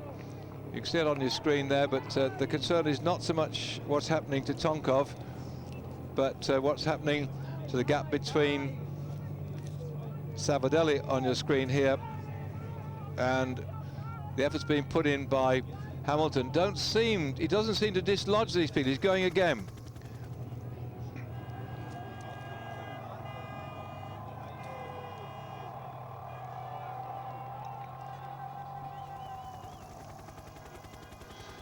Oh, he's 6 minutes and 10 seconds back now, Tonkov. But he's not going to take the leader's jersey, Tonkov. He's, I say, wow, he's 6:11 this morning. Wow, in fact, Tonkov could be riding to pink jersey too. I dismissed him, but he's 6:11 down on Evans this morning.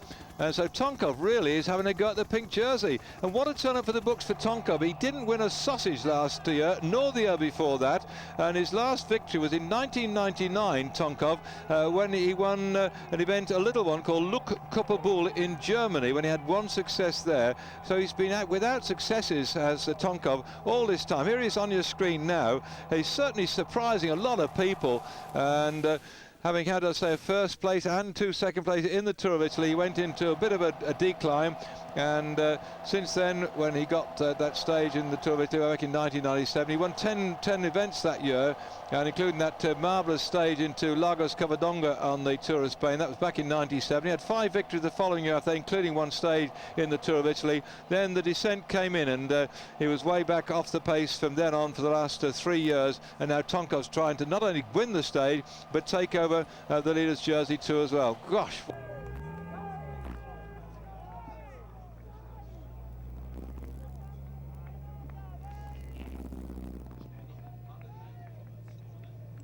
Well, the watch is running back then from Salvadelli to this group, and still Hamilton pressing on, and the madman is still out there. Gosh, they let him out the cage again. David Duffield, as ever, urging the people on, but well, there's an old saying in track racing, devil take the hindmost, and right now, of what is the leading contenders for the pink jersey, the devil's taken Frigo and taken him hostage right at the back, because he's dropped right out the frame, as Tonkov now moving up on the classification, because Tonkov this morning 6 minutes 11 seconds down on GC. And I just wonder if Evans, we haven't had no check from Evans at all, by the way, at the moment. So Evans way off the pace at the back there, 6:11 was the gap this morning, but Sabaudelli this morning was just 48 seconds adrift of Evans, so he certainly is looking for the pink jersey. But Hamilton at 18, he had half-minute advantage only over Sabaudelli. Sabaudelli this morning then 3 minutes 14 seconds back to from Tonkov to the group containing Hamilton. Well, 3:14 means that certainly Tonkov would not take the leader's jersey from Hamilton, but 1:47 back then to Sabaudelli. 1:47. Well, that means that the young lad we've just been having a look at there is probably just about 1 minute 25 up on Hamilton's group, and that's more than enough to give him the pink jersey.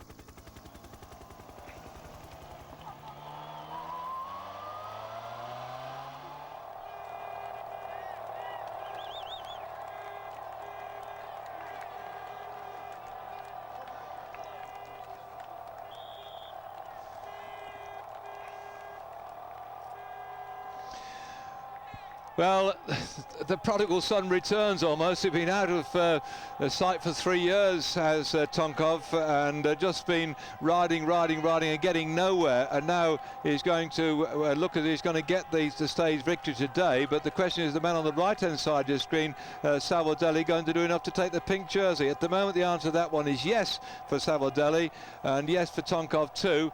And back here then, as looks like Lungi trying to go up to catch up. It might be Piccoli having a bit of a dig at the front, and Piccoli certainly wouldn't have a go at the attacking because his teammates off down the front, and so he's now trying to get off the front of this little pack here to probably try and get himself into fourth space. It's Garatti, my mistake. Garatti who's been, and Garatti again for Hamilton. He's got to watch a load of people here, because Garatti this morning on the general classification was 1 minute 26 seconds down on GC. Evans has completely dropped out the frame, and from all the hopes and aspirations of the MAPE team, the way they've ridden so well today, have gone out the window as Evans is being dropped and is going further and further back as Garatti is now attacked. And there goes Toshnig, and also just behind him then is number 22 Caccioli, as Sabaudelli then stamping his way up. Just listen to the roar of this lot. Thank goodness we've got a cracking day in terms of weather. We've got a cracking day in terms of the racing too here on your screens, as Sabaudelli, who had all those problems last year, only made a couple of victories last year, a couple of stages there back in the Tour Rome, then had all these physical problems on the right-hand side of your screen then, and now he's trying to take over the pink jersey. Well, he knows these roads round here, does Sabaudelli, because he has won way back in 1999. He won the Giro del Trentino, which comes around this part of the world. He won a stage in Lens, and he won the overall classification too as well. That was the year when he won a stage into Borgo San Dalmazio in the Tour of Italy when riding for the Psycho Cannondale team. He spent most of his time with him then, but now as Hamilton looks like he's in trouble, Hamilton's been dropped. We can see a complete upside down of the general classification on this stage. 2 fantastic days in these marvellous mountains. The Dolomites have claimed some more victims yet again. That's the one thing about the Tour of Italy. It goes so close to Milan in the big mountains that you never know, never know until almost the penultimate day who's going to take the jersey. And my goodness, we've got an undulating day tomorrow when maybe the attack's coming thick and fast. We've still got the time trial on Saturday for people like Hamilton, and a good time trial. And Tonkov's no slouch when it comes to time trialing if he's got his tail up. Although he was this morning on the general classification back at 6:11, he's certainly going to start closing up now on a top 3 place at this rate of knots. But Sabaudelli, that's the one to watch out for. That's the one to check the times when they come in back to Hamilton. And back also, Gonzalez Jimenez has gone backwards. Caccioli's been going backwards. Garatti's trying to come up, and he's 126 down. So there, Toshnig in the fray too as well. Well, Toshnig was 13th this morning, 5 minutes and 9 seconds down. What damage can he do? He might move into the top 10 because Frigo's dropped out, and So certainly the way he's going, Toshnik can move into the top 10. Nice little ride here by the man at the back, Dennis Lunghi, who, having got to that stage success in the Tour of Italy, just going back a few days to Chieti when we had awful conditions there. He got the stage success there, and Lunghi now riding. He's been lifted by that stage success, but it's Salvadelli on the right-hand side of your screen that we've got to watch out for. 1 kilometre to go then.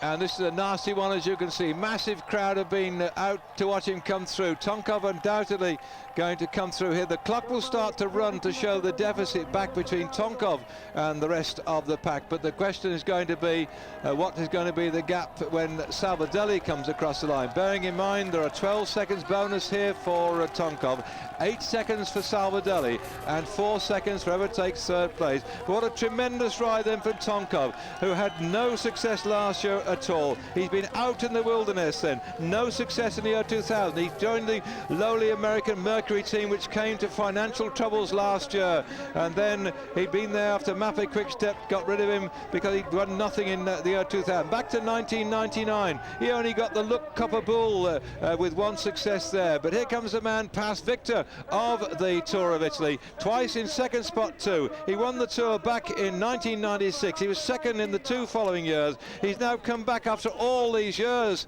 of the wilderness to win the stage here, and now this man, is he going to take the pink jersey? Tonkov started 6 minutes 11 seconds down on Evans, who's way down the mountain, struggling to stay up in the top half dozen places. Bad day for Evans, who gave us such a great day yesterday.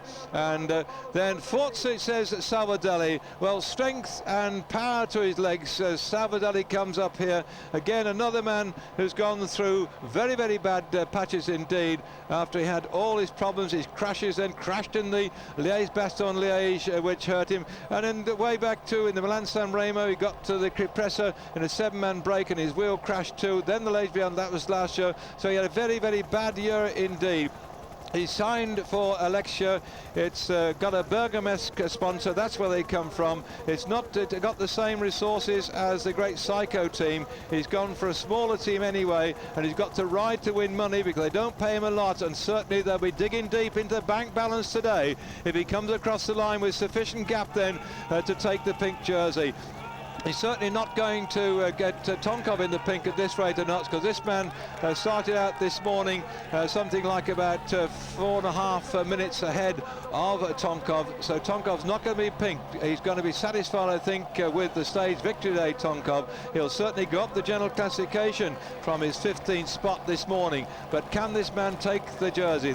The watches will start running when he goes over back to Hamilton. He started this morning just 30 seconds adrift of Hamilton, and 48 seconds at Evans, who's now out of the frame for the pink jersey. Salvadelli, who did a great ride yesterday, tried to get the stage victory. You may remember his superb descending took him down into the stage yesterday when he took a second spot. He looks like he's going to be second again today, but it could be a different kettle of fish when they check the watches. He could be in the pink jersey too. So from now back to Hamilton, this is the important time check.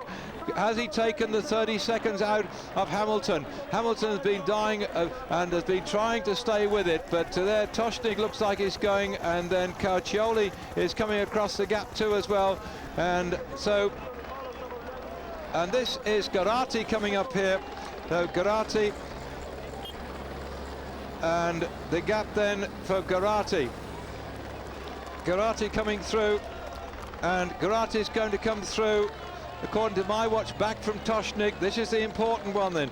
Garati this morning was 126 down on Cadel Evans. He's coming up here, certainly going to be another minute out, or nearly a minute down on his teammate. So the Lampre-Daikin team, Max Chiandri's team, have got their third place here. They've got second and third, and the gap then as he crosses the line, according to my quick watch, is 56 seconds is the gap back to Garati from Salvadelli. Coming through here, there is Toshnik and Caucioli, and 106 it is certainly now. Hamilton's lost his jersey.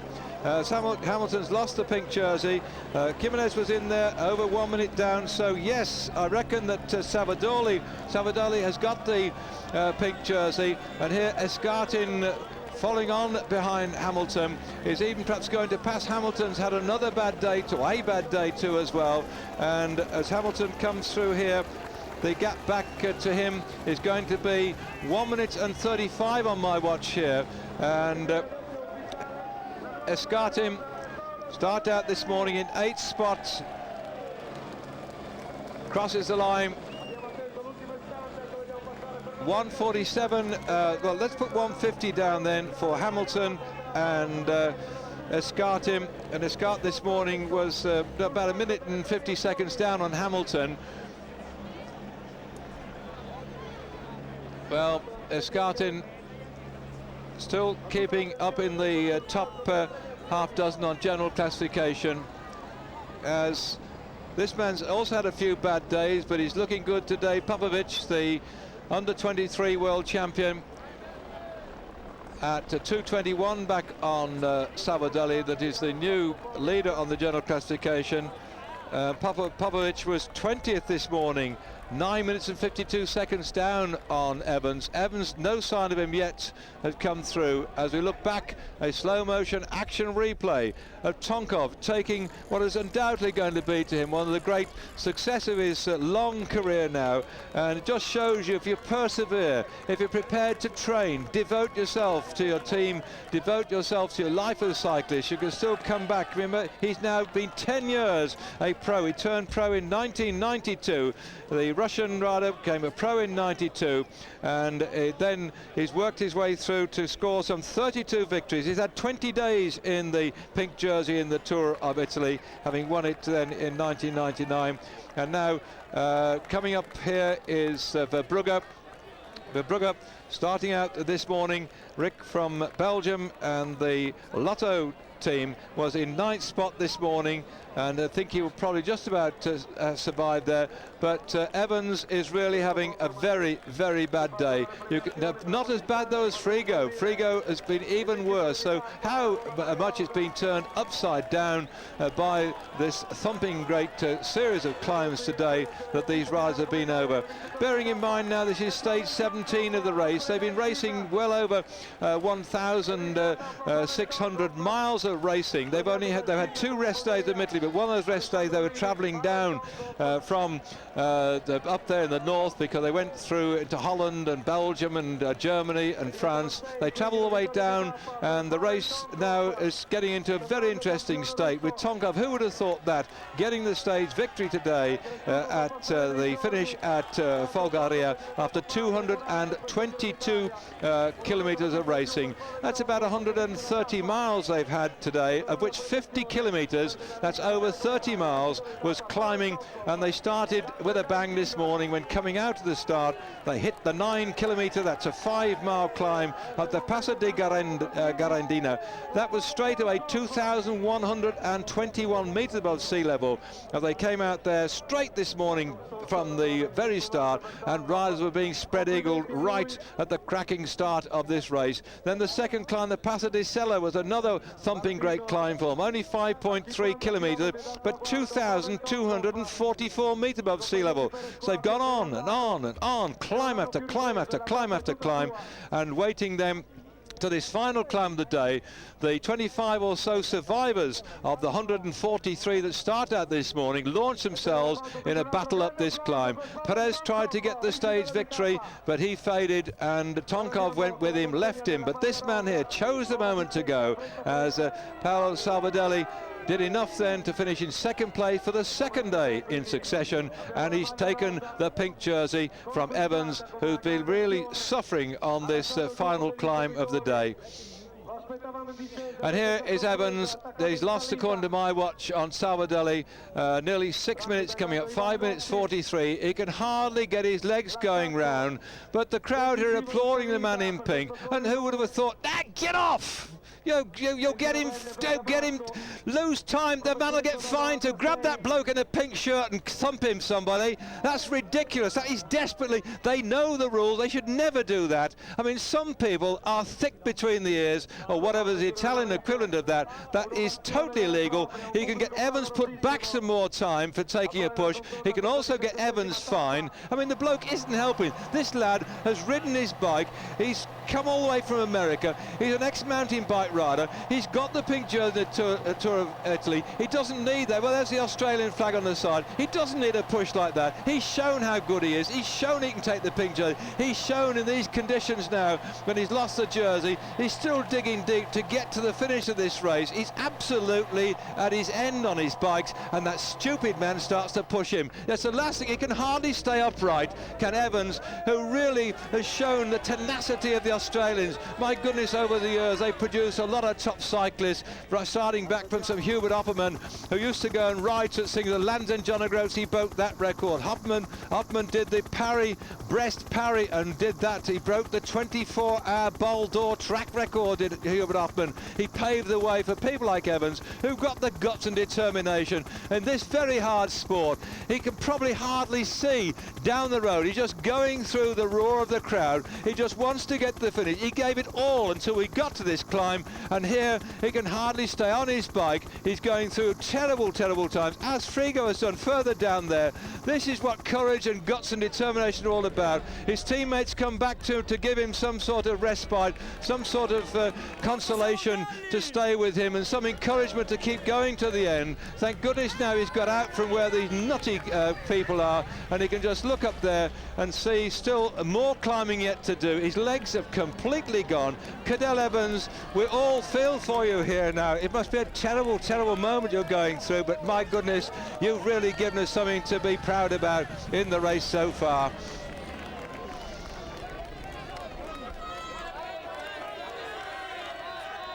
Well, they say, how are the mighty fallen? But this man, do you know, there's no side to him. When you talk to him, oh, get off, another lunatic. They ought to lock this lot up. Yeah, see the officials there pointing at him.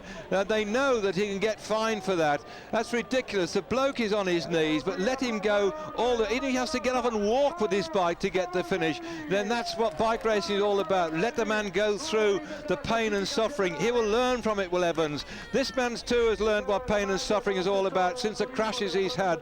Bad luck has always been with him. He debuted 1996 as a young pro, but after that then he's had all sorts of problems, and he's passed down from the big teams. But right now I'm sure his Finanzi Simonetta is very happy to see him up there in the pink jersey. Well, he actually comes from Ravetta, and he's now just shown to all these people what a great rider he is. He knows his climb extremely well indeed, and now he's got the pink jersey.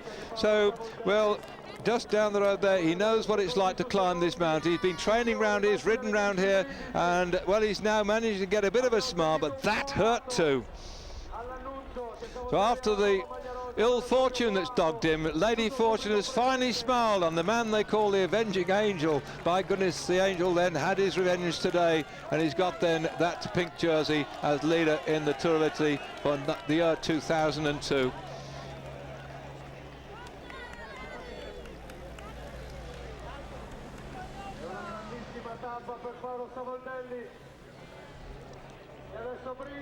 Well, yesterday, his second... That's the gun. Well, that's it. That's ruined their outfit now. But, well, who can blame him for being happy on this occasion then? Watch out, boss, he might be spraying you before he's finished. That won't do your suit any good at all. But there we are then, Salvadelli, who's also back like Tonka. What a day we've had today. The whole of this Tour of Italy, you could actually sit down, and I could write a script to finish off in Milan on Sunday, and I don't think I'd be able to finish reading it before we finish the race in 1 hour, because there's so many things that have happened since we started out.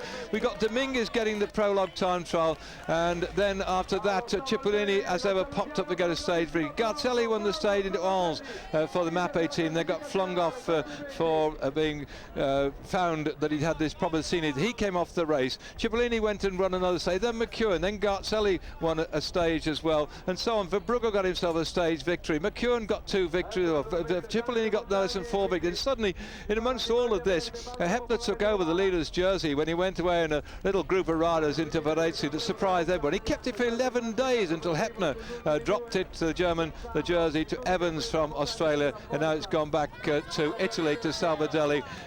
Jolie has moved into second spot. Hamilton survived, but by the way, it ain't over yet, because Hamilton's a very good time trial, and he knocked more than that out of Salvadelli in the 30-kilometre time trial the other day. So now then, as we come towards the end of this, Tonkov's the stage victory. Salvadori takes the pink jersey. An undulating stage for tomorrow. It's been a cracking day, though, as the thing has turned upside down yet again.